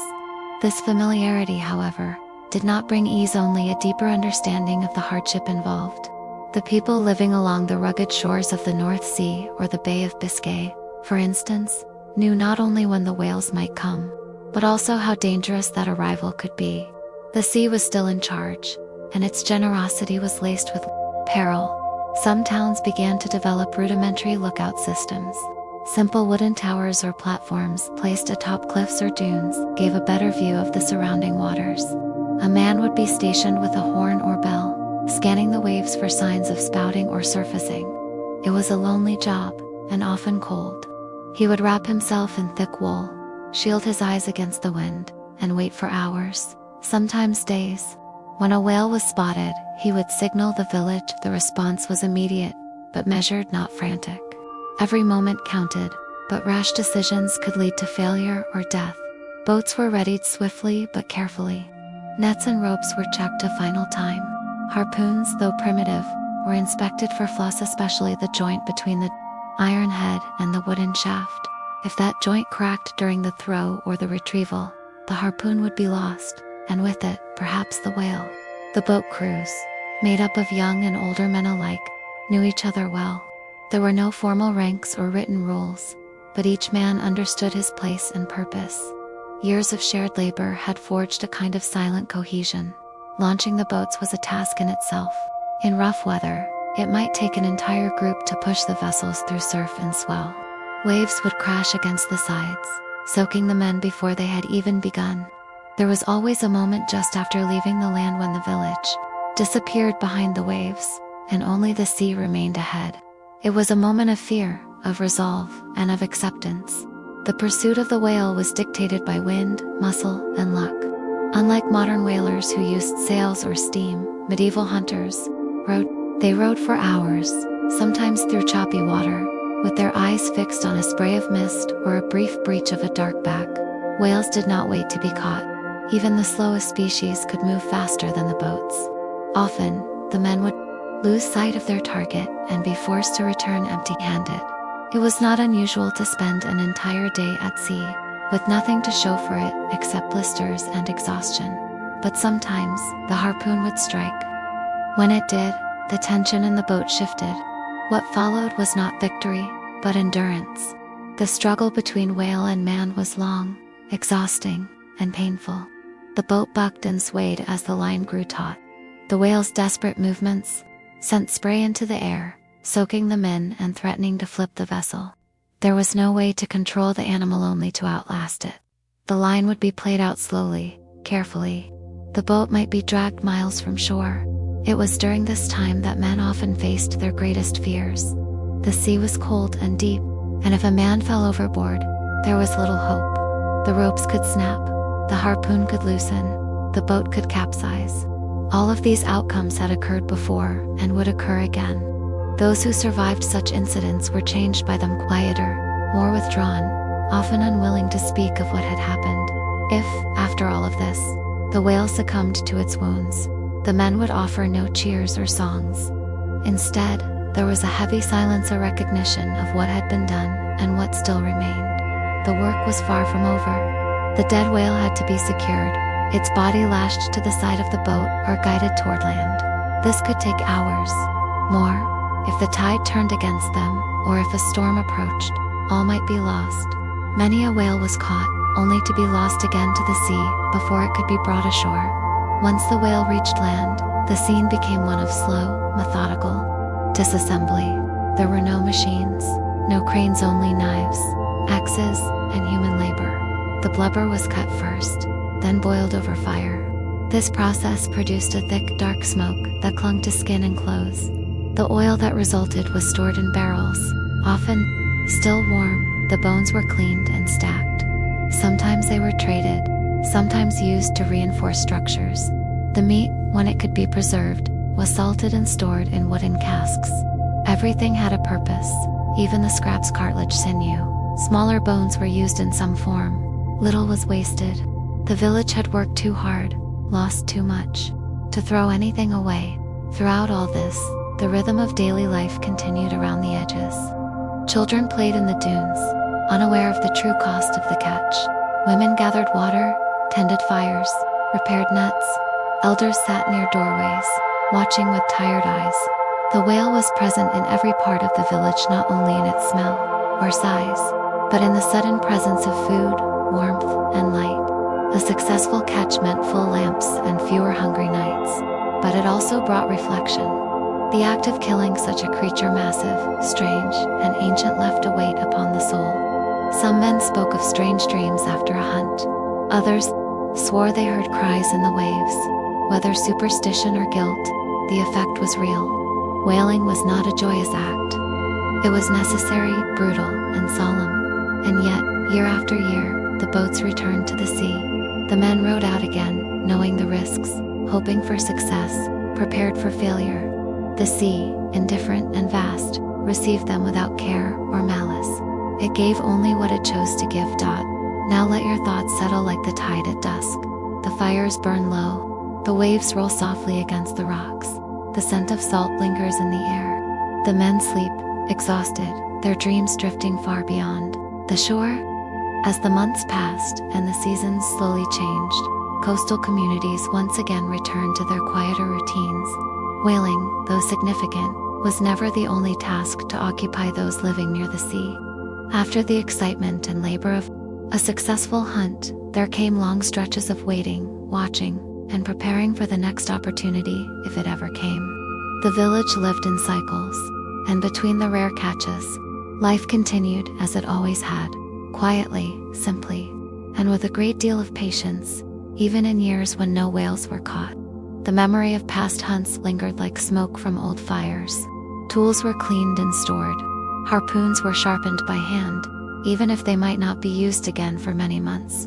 Boat planks were checked for rot, pitch reapplied to cracks, oars replaced or reshaped. These tasks were done slowly, with no great rush. Time was always present in abundance, and the sea was not easily hurried. There was an unspoken understanding that whaling was as much a waiting game as a physical endeavor. Not just waiting at sea or from the shore, but waiting through seasons, through years, for the rare moment when everything aligned, weather, tides, skill, and chance. For this reason, the village developed a sort of reverence for readiness. To be prepared was to show respect for the ocean's unpredictability. Those who were lazy, or who delayed repairs, were quietly judged by their neighbors. The sea, after all, punished carelessness. In these in-between times, life revolved around the smaller, steadier tasks of survival. Fishing continued, of course, in smaller boats and shallow waters. Nets were dropped and hauled in. Shellfish were gathered along the rocks at low tide. Birds were hunted in marshes, and firewood collected inland. The oil from past whales, when available, was used sparingly, measured out by the spoonful for lamps or warming dishes. A barrel of oil could be worth more than its weight in silver in a hard winter. And every drop was guarded. Children were taught early how to recognize the signs of a whale from the shore. A distant plume of water, a black curve just beneath the surface, a sudden flock of birds circling above. These lessons were not written, not formal, but passed by gesture and whispered words. A boy might be walking beside his grandfather when the old man would stop, point silently to the horizon, and nod, nothing more. In time, the boy would learn what to look for, and how to tell the difference between a wave and a living thing. Religious traditions also shaped how people understood the sea and its creatures. In some villages, a small chapel stood near the shore, where fishermen lit candles before a hunt. It was common to hear Latin prayers murmured over boat holes, invoking divine protection. Saints associated with the sea, St. Nicholas, St. Brendan, and others were called upon with a mixture of fear and hope. Wooden crosses were carved into harpoon shafts or painted onto boat sides in faded white. There was no guarantee these symbols would offer protection, but they brought a small comfort in an otherwise uncontrollable world. Whales themselves were sometimes imagined in spiritual terms. Some thought they were creatures of punishment, sent to test men's courage or pride. Others saw them as blessings, vast stores of life and sustenance hidden within the waters, offered only to those who endured long enough to find them. In stories told beside fires, whales were spoken of as ancient beings, older than kings, more powerful than storms. These tales were not taken literally, but they helped make sense of the overwhelming scale and mystery of these creatures. There were also moments of strange calm during the whaling cycle periods, when the village seemed almost suspended between efforts. The boats were tied up, the tools cleaned, the fires low. During these times, conversations took on a slower rhythm. The air seemed stiller. Men spoke more softly. They watched the sea without urgency, as if listening to something only it could say. It was during these lulls that memories emerged. Past hunts, of companions lost, of whales seen but never caught. Older villagers often spoke of those they had once rowed beside, naming each man slowly, with care. Some were long dead, their names remembered only during these quiet conversations. Others had disappeared at sea, their fates unknown, their boats found adrift days later. The sea gave and took in equal measure, and no one could predict which. It would be. This uncertainty did not harden the people, it humbled them. It taught them to value small things, a warm hearth, a meal shared, a dry pair of boots. One of the few comforts during these long stretches was song. Not loud songs, but the soft kind sung while mending nets or boiling water. Songs of the sea, of love, of loss, of endurance. These melodies were passed from parent to child, altered slightly with each generation. A verse added, a phrase forgotten, yet their essence remained. They were reminders that others had come before, endured the same hardships, seen the same horizon, hoped the same hopes. These were not grand songs of glory, but simple lines of repetition and rhythm designed more to pass the time than to stir the heart. But they had power. When sung in the stillness of the evening, with the scent of the sea in the air, they connected the present with the past. Each note seemed to echo across centuries, as if the very stones of the village could remember. And always, beyond it all, the sea waited, its surface calm or churning, its voice soft or thundering. It was never far, never silent. It was the background to every life lived in these small communities. The people did not try to master it. They learned instead to live with it carefully, respectfully, and with a sense of quiet awe. Let your thoughts drift now, like the tide rolling in against the dark sand. Imagine the soft hush of waves under moonlight, the dim glow of lamps flickering in distant huts, the creak of boats resting. In the shallows, the village breathes, the sea whispers, and time moves slowly, steadily onward. The passage of time in a medieval whaling village was marked not by clocks, but by the subtle signs of change. The length of daylight, the migration of birds, the deepening chill in the mornings. These were the signals the villagers used to measure the year. Life moved slowly and quietly, its rhythm shaped by the earth and the sea, rather than by haste or ambition. In this setting, the long gaps between whale sightings were accepted not as failure, but simply as part of the natural order. When winter came, the pace of life grew slower still. The boats, battered by a year's work, were pulled ashore and flipped. over to protect them from snow and storms. Nets were hung up in barns or sheds to dry and mend, their fibers stiff with salt and seaweed. Harpoons and lines were stored carefully, wrapped in oiled cloth, and placed in corners beside worn boots and firewood. The village retreated inward, into stone homes and timber-framed halls, huddled close to the hearth. It was during these cold months that stories were told most often. Long evenings by firelight gave space for memory, imagination, and quiet reflection. The young would listen as the old recounted their days at sea, sometimes with embellishment, often with long pauses. The telling of a whaling story was not rushed. It began slowly, with the setting of the scene, the shape of the waves that morning, the sound of gulls overhead, the feel of the wind on one's neck. Only after this long introduction would the tale begin to unfold. These stories did not always have triumphant endings. More often they were tales of effort, of danger, of near disaster, or quiet survival. A hunt that lasted 3 days only to end in failure. A friend who was dragged overboard and never seen again. A storm that scattered the boats so widely it took 2 days to find each other. There were no heroes in these stories, only men who had done what they could, who had faced the sea and returned changed. Sometimes the stories were told more than once. A grandfather might repeat a tale he had already told the previous winter, but no one minded. The repetition brought comfort. It was like hearing an old song or feeling the shape of a familiar tool in one's hand. The details might shift slightly, but the heart of the story remained. It reminded the listeners and the speaker that they belonged to something larger than themselves. A lineage of labor, hardship, and quiet resilience. Women too had their part in this seasonal rhythm. Though they rarely went to sea, their knowledge of whaling was deep and precise. They knew how to render oil from blubber, how to preserve meat, how to sew and repair the garments ruined by salt and strain. Many had stood on the shore during hunts, eyes narrowed against the wind, hearts held in anxious silence until the boats returned. They bore the long absences of their husbands, fathers, and sons with strength, masking fear behind steady hands and measured voices. During the winter months, they also prepared. New clothes were stitched from scratchy wool, thick and durable. Children's mittens were made from sealskin or rough leather. Salt was measured and stored for the coming year's preservation needs. Tools were cleaned, pots repaired, floors swept clean of sand and soot. In these quiet acts, there was care both for the family and for the work that defined their survival. Outside, the sea remained ever present.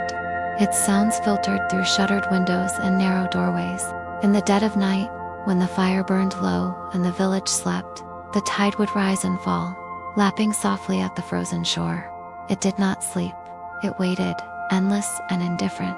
And the people, wrapped in furs and wool, would dream of it, sometimes with longing, sometimes with dread. In some winters, no whales were seen at all. The sea grew still, or storms came too often. Men grew restless, supplies ran low. Oil lamps were dimmed earlier in the evening to save fuel. The cold crept in through cracks in the stone and wood. Families drew close together, sharing warmth, whispering prayers, but never did they speak of giving up. The sea might be empty for a year, or 2, or 3, but eventually, it would offer another chance. And when the thaw came and the ice melted from the boats, preparations would begin again. Slowly, deliberately, the village came back to life, not with celebration, but with methodical effort. A cracked oar was repaired, a torn sail restitched, the boats were slid back toward the water, inch by inch. Every action held the weight of memory, the knowledge of past losses, past struggles, and past endurance. This kind of life, tied so closely to the sea, shaped the soul. The people of these villages were not loud or boastful. They were quiet, watchful, patient.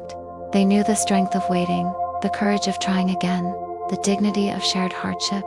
They did not ask for ease. They asked only for enough fish, enough oil, enough warmth to see them through. And always, behind their labor and longing, the sea remained. Beautiful, cruel, generous, and silent. It was not a thing to be conquered, only known, and in knowing it, in accepting its rhythm and mystery, they found a kind of peace. A peace not of comfort, but of understanding. A peace that came not from safety, but from resilience. Now, as you lie still, let the world of the village fade into the background. Let the hum of the ocean fill the space between your thoughts. The wind outside is gentle, the lamps flicker softly, and far out beyond the reach of land, a great silence drifts beneath the waves, waiting, as it always has. As spring slowly returned to the northern shores, the village once again turned its gaze toward the sea. The last of the snow melted into muddy paths. The air carried the first hints of salt and warmth, and the frozen ground gave way to green. The sounds of birds returned to the skies, and with them came the stirrings of preparation, quiet and unhurried, but filled with purpose. The whaling season was not guaranteed to begin with the spring, but hope began to rise as steadily as the lengthening days. Villagers knew the signs that meant a whale might be near. A sharp change in the behavior of seabirds, an unusual mist on the horizon, or, most clearly, a great black form breaking the surface of the sea with a heavy exhale. But these signs were rare, and those who claimed to see them were careful in their certainty. False alarms brought more than disappointment. They wasted energy and resources, and men had learned not to chase shadows. Still, readiness was everything. The boats were rechecked, each timber and joint inspected for warping from the winter's cold. Tar was heated and reapplied to the hulls. New ropes were coiled and tied, hung neatly in boats, or stored in sheds near the beach. Harpoons, often rusted from disuse, were filed smooth again, their tips honed to points that could pierce thick layers of blubber and hide. Oil flasks, water skins, and spare oars were gathered with care.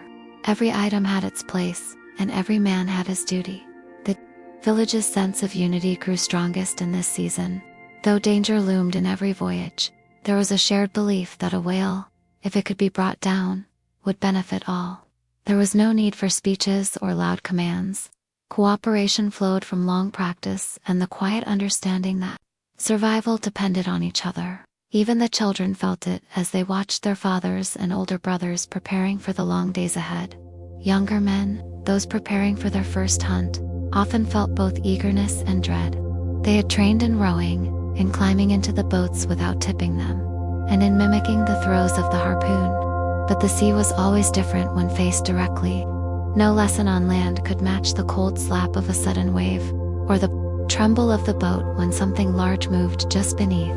And so, on their first journeys, many kept silent, watching the older men, mimicking their movements, and praying not to make a mistake. The role of the steersman was one of quiet authority, often older and experienced. He stood at the back of the boat, guiding it not only through the waves, but through the very act of the hunt itself. His eyes scanned the horizon constantly. He could sense a shift in the wind, hear the difference between a lapping wave and a distant blowhole. When he raised his hand, the rowers knew to stop. When he whispered a command, they obeyed. In a boat made of wood and hope, trust was the strongest material of all. On shore, families waited. Mothers sat with their children near the water, their eyes fixed on the gray-blue distance. Meals were simpler during these days, as supplies were stretched, and no one knew how long the boats might be away. Salted fish and coarse bread were shared in silence. Sometimes, a lookout was placed on a hilltop, scanning the waters with a hand raised to shield the eyes from glare. News traveled slowly, and most waited not with words, but with breath held in quiet tension. Whaling was never predictable. The boats might leave and return in hours, or they might vanish over the horizon and not come back for days. Sometimes, they returned empty. Sometimes, they did not return at all. Each launch was a gamble. But when the boats came back towing a whale, the entire village seemed to rise in energy and motion. The shoreline filled with figures rushing to meet the hunters, ropes ready, knives sharpened, barrels arranged. The process of harvesting a whale was long and arduous. The carcass, enormous and immovable, was dragged as far onto land as the tide would allow. Then began the slow cutting of blubber, done with heavy blades that curved like crescents. Men worked from dawn to dusk, covered in oil, hands slick and aching. Slabs of fat were hauled away, bones broken apart, meat preserved with salt or smoked over long fires. The smell filled the air for days, sharp, pungent, unforgettable. Children were kept at a distance, though many peeked between fences. or from behind barrels, their eyes wide with awe and confusion. To them, the whale was a creature of myth, a beast of dreams, and now it lay on the beach, silent and still, its great eye closed, its breath gone. It was an image they would never forget. It would return to them in dreams, and later, in stories, told by firesides in winters yet to come. The whale, once broken down, became many things. Oil was stored in barrels to be traded or saved.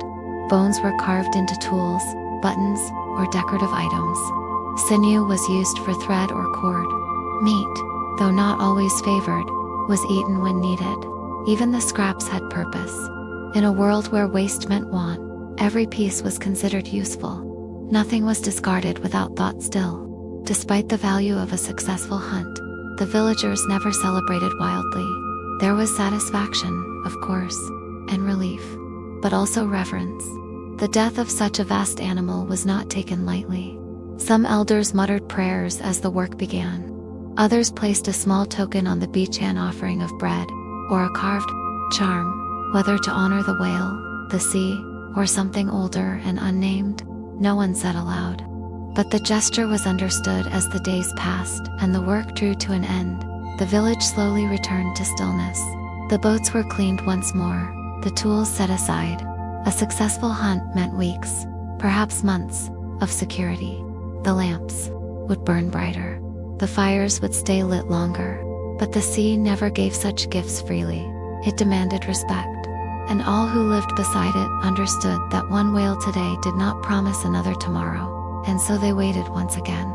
Watched the sea, repaired what was broken, remembered what was lost. Life moved slowly, like the tide forward, then back, then forward again. Now, as you drift in your own stillness, imagine the hush of the shore, the low murmur of waves, the soft creak of boats at anchor. Let your breath match the rhythm of the sea. Calm and steady. The work is done, the fire is warm, and all is quiet. The nights in the whaling village grew longer once again as the months turned. After the flurry of activity that followed a successful hunt, the world seemed too quiet. Shadows returned earlier in the day, and the air carried the heavy scent of salt, oil, and wood smoke.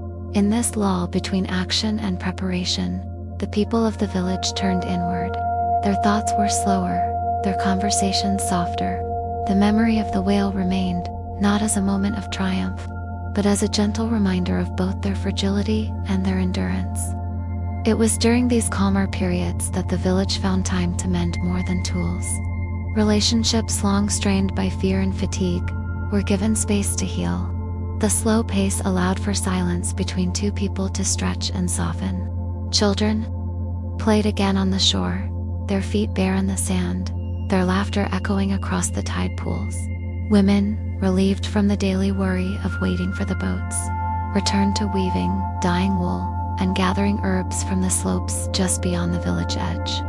Men sat by the fire, sharpening knives or carving figures from driftwood, small gifts for children, perhaps, or tokens left at graves. The idea of graves brought a certain stillness to every household. Each family, at one time or another, had lost someone to the sea: a brother, a husband, a father, a friend. The sea was generous only in proportion to how deeply it could take. It offered life and took it with the same hand. There were no monuments carved from marble in such villages, only simple stones, driftwood crosses, or even just the memory of a name whispered in the wind. The past was not forgotten. It lived in everything they did. During these times, the old stories resurfaced again. Tales told by those who had once sat in the rowing benches themselves, who had raised the harpoon, who had felt the boat tip beneath them as a whale fought for its life. These stories didn't grow old. They were passed like songs, sung in rhythm with the flicker of firelight, and each telling was different, not in truth, but in tone, sometimes solemn, sometimes tinged with dark humor, sometimes so quiet that only the crackle of the hearth accompanied the voice. Many of these stories focused not on glory but on the unexpected: a rope tangled at the wrong moment, a boat nearly crushed beneath a flailing tail, a man who fell overboard but was pulled back just in time. These were not epics, they were accounts of small decisions, small mercies, and the relentless uncertainty of life at sea. And in the retelling, there was healing, for those who had lived through it, and for those who might yet follow. When children asked about the whales, they often did so with curiosity rather than fear. They wanted to know how big they were, how deep they could swim, how long they lived. The elders answered with what they knew, some true, some guessed, some simply inherited from older voices. Whales were spoken of with the same awe as mountains or stars. They were not seen as prey in the way other animals were. They were something ancient, vast, and powerful. A gift, if it could be caught. A guardian of the deep, if it could not. The notion of the whale as something sacred, something not fully knowable, echoed across many such communities. Even among those who hunted them, there was a quiet reverence. Whales were not pursued lightly. The decision to launch the boats was never made in haste, and even the most seasoned whalers felt a tremor in their hearts at the first sight of that dark back breaching the water. In such a moment, the entire village held its breath. Back on land, the rhythm of life continued in small, steady motions. Water was drawn from wells, firewood was chopped and stacked, simple meals were prepared, stewed roots, dried fish, barley bread. The bells from the small wooden chapel rang faintly in the mornings, calling those who wished to pray. Others sat in silence outside their homes, watching the horizon, wondering if the sea would speak again. The sea, for its part, did not answer often. It shifted constantly, as if dreaming in waves, sometimes calm, sometimes angry, but always distant. It was both neighbor and stranger. Even those who had spent their lives on its waters could never claim to understand it fully. And in that uncertainty lay the strange beauty of whaling. Life, a life where survival depended on listening, on waiting, and on acting only when the time was right. Each season carried its own burdens.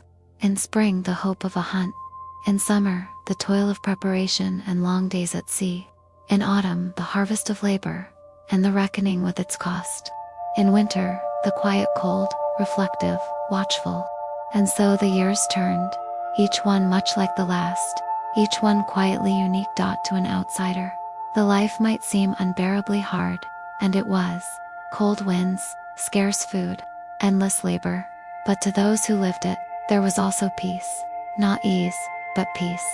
A peace born of knowing one's place. A peace drawn from the nearness of nature, from shared struggle, from the stories that passed like fire from hand to hand.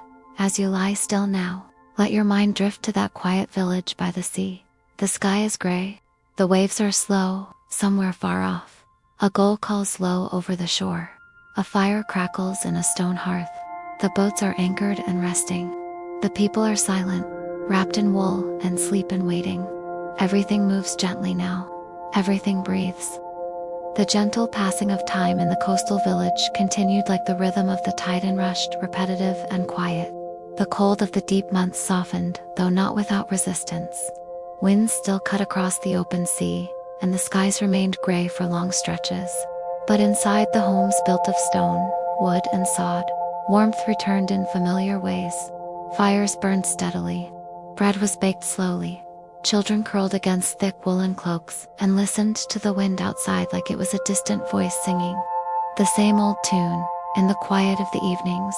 After the day's small labors were done, the villagers often sat in shared silence. Some carved wood into familiar shapes, teeny whales, boats, seals, or crosses. Others spun thread from flax or mended fishing nets, even if they weren't due for use soon. These acts, performed without urgency, helped keep the hands moving and the mind settled. There was no need to rush. Winter had taught them patience. The sea had made it necessary. Stories came easiest in these hours. Not loudly told, but gently shared, like passing a warm bowl from one hand to another. There were tales of distant voyages, though few in the village had ever traveled far. There were stories of the biggest whale ever, seen, a beast as long as 10 boats, and dark as the bottom of a well. That whale had never been caught, of course. It vanished before the harpoons could be thrown. But some said it still swam the sea, older than memory, always watching. There were even stories about whales that rescued men, sailors thrown from their boats, who were carried back to shore by something enormous beneath the waves. These tales were not considered lies. They were not exactly believed either, but they were honored. Truth in such villages did not always mean fact. It often meant meaning, and meaning could come from many places. The elders remembered when the sea had been more generous, when the whales came closer to shore, when the weather was less violent, when fewer men had been lost. Whether this memory was accurate or shaped by age, none could say, but the belief lingered that something had changed. The sea was harder now, or maybe it was the people who had changed. Perhaps they no longer knew how to listen. Listening was a skill they spoke of often, though few would explain it. It meant more than hearing the wind or the creak of the boats. It meant paying attention to silence, to small movements, to what wasn't being said. A man who could listen well was trusted, both on land and sea. He was the one others watched. When the sky grew strange, or when the waves seemed off. Some said the best harpooners were not the strongest, but the quietest. There was a kind of humility in the village that never quite turned into hopelessness. People did not speak of conquering nature or mastering the sea. They spoke, instead of balance, of taking only what was given, of knowing when to wait and when to act. And though this philosophy had no name, it was practiced in everything they did, from building boats to raising children. The boats themselves were modest in design, but every detail had a purpose. The planks were curved just so, to resist the slap of waves. The keels were shallow enough for beach landings. The thwarts were placed to distribute the rowers' strength evenly. The boats had no sails. Oars were more reliable, and a whale hunt required silence. The hulls were smeared with tar and pitch, reworked each season by hand, to protect against salt and time. Every man knew the feel of the wood beneath him, how it creaked when full, how it flexed when pushed too far. The sea tested the boats. Constantly, it didn't need to try. It was its nature to be difficult. Storms came without warning. Fog swallowed boats like breath drawn inward. Ice drifted even in months thought safe. And whales, those massive silent creatures, did not behave according to hope. They could appear and vanish in a moment. One moment the boat was floating above still water. The next, a dark shadow moved below, and the world tilted. Harpoons were more art than tool. Long shafts of wood tipped with iron, shaped to pierce but also to stay lodged once thrown. The rope tied to the harpoon had to be strong enough to withstand the whale's dive but light enough not to pull the boat down. If a rope tangled, men could be thrown into the sea. If the harpoon slipped, the opportunity was lost. A whale might not resurface for hours. The sea was deep, and the whale knew it better than any man. Those who rowed the boats were not chosen at random. It was exhausting work. The muscles had to be ready. The mind had to be calm. One panicked oarsman could tip the boat or miss a command. Training came from repetition, not from instruction. You learned by doing, by listening, by failing, and then trying again. But there were always risks no one could prepare for. Some men returned with frostbitten fingers, others with eyes hollowed by fear. Some never returned at all. When a boat was lost, the sea did not explain. It did not offer clues, only driftwood, or nothing. Still, the village endured. Not through wealth, not through victory, but through stubbornness. They endured because they could not imagine life elsewhere. Because this was the life their fathers had lived, and their fathers before them. Because the sea might be cruel, but it was theirs. And in that belonging, there was peace. A hard, weathered peace, but peace nonetheless. It wrapped around the village like a cloak against the wind. It was in the way the elders stared at the horizon, in the way the children learned to walk barefoot on stone, in the way the boats, silent and still, waited for the next hunt, as your own thoughts drift like waves across still water. Imagine the slow rise and fall of the sea, the creak of old wood, the hush of wind passing through grasses by the shore. Everything is quiet now. The boats are safe. The village sleeps. The days had grown longer again, though the sun rarely shone in full. The coastal skies remained a soft blanket of gray, stitched with drifting mist and the occasional call of seabirds flying low over the tide. In this gentle, muted world, time did not feel linear. Each day echoed the last, a rhythm of waking, working, waiting, resting so quiet that even thoughts moved slowly. And in this stillness, the memory of the last hunt lingered, as all hunts did, not with excitement but with a kind of worn reverence. The villagers had learned that nothing from a whale could be wasted. Every part had value, not simply for profit, but for survival. The bones, enormous and difficult to transport, were sometimes used to make tools or structures. Ribs could become roof beams, vertebrae, benches, jawbones, the frames for fences or sheds. The flesh, salted and dried, became food that could last through lean seasons. The blubber, thick, heavy and oily, was rendered down into lamp oil. It burned slow, with a thick, sour smoke, but it lit homes where no other light would reach. In the small stone church at the edge of the village, lamps filled with whale oil flickered against carved wooden saints. Their faces were worn smooth by time and salt, yet the flame cast shadows that danced across the walls like waves. The people prayed there not always for safety, but for acceptance. Acceptance of the sea's nature, of life's quiet hardship, of the sorrow that came with the work they had chosen or inherited. Some travelers, rare though they were, asked why the village did not move inland, away from the risks of the sea. But those questions always seemed strange to those who lived. There the sea was not a thing to be escaped. It was as much a part of them as their breath. To turn away from it would be to turn away from something deeper than tradition, something rooted in the marrow. Even children knew this. They were taught early not to fear the water, but to respect it. They learned to read the clouds, to hear the change in the wind, to smell the difference in salt. Games played by the shore were never careless. A sudden wave could pull away a child as easily as it pulled driftwood, and those who had lost siblings or cousins to the sea carried that awareness in their eyes for the rest of their lives. The animals of the sea were not always enemies. Seals, porpoises, and seabirds were part of daily life too. Their habits were observed, their presence often foretold weather changes or fish movements.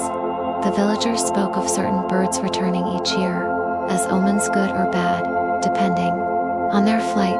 Even the silence of animals was a signal. When the coast grew too quiet, it often meant a storm was forming far away, rolling in with the force of things unseen. Storms, once they came, revealed the frailty of everything built by hand. Thatched roofs peeled away, boats broke loose and slammed against the rocks. Water crept into the low homes and soaked the dried fish, the salted meat, the furs packed in cedar boxes. When this happened, no one panicked. They repaired, they swept, they salvaged. There was no room for despair, only the next step forward. The village held no clocks. Time was told by the light, by the tide, by the hunger in the belly. Seasons mattered more than hours. Winter brought quiet hunger. Spring brought damp labor. Summer brought the risk of the hunt. Autumn brought rest, repairs, and reflection. These cycles were older than names. They were felt more than recorded. The world beyond the village seemed distant, like a rumor carried on the wind. Tales of kings, wars, or cities meant little here. Coins from other regions sometimes passed through the hands of a merchant or sailor, but they were more curiosity than currency. Trade was done through barter or favor. A side of fish for a bolt of cloth, a set of nails for a new knife handle. Trust was the real economy, and trust had to be earned. Each man on a boat depended wholly on the others. A mistimed row, a frayed rope, a moment's fear-all could end in drowning. So reputations were built slowly, not through speech, but through action. A young man might spend years proving he could be relied on before ever being allowed near the harpoon. And even then, the older men watched him, not with judgment, but with the heavy knowledge of risk. The oldest among them rarely went to sea anymore. Their hands were twisted with cold and age, their backs stooped from years of labor, but their wisdom held weight. When they spoke of the sea, others listened. When they warned not to hunt on a certain day, their words were followed. Some said they could read the sea better than any chart, that their dreams still smelled of salt and smoke, and the echo of waves against wood. In these final years of their lives, the elders spent more time near the hearth, wrapped in thick wool, sipping weak broth, remembering their memories were not of greatness, but of survival, of quiet moments, of a single gull appearing after 3 days of fog, of a child's hand in theirs as the first snow fell, of sitting on the cliffs, watching the horizon, and seeing nothing but being content.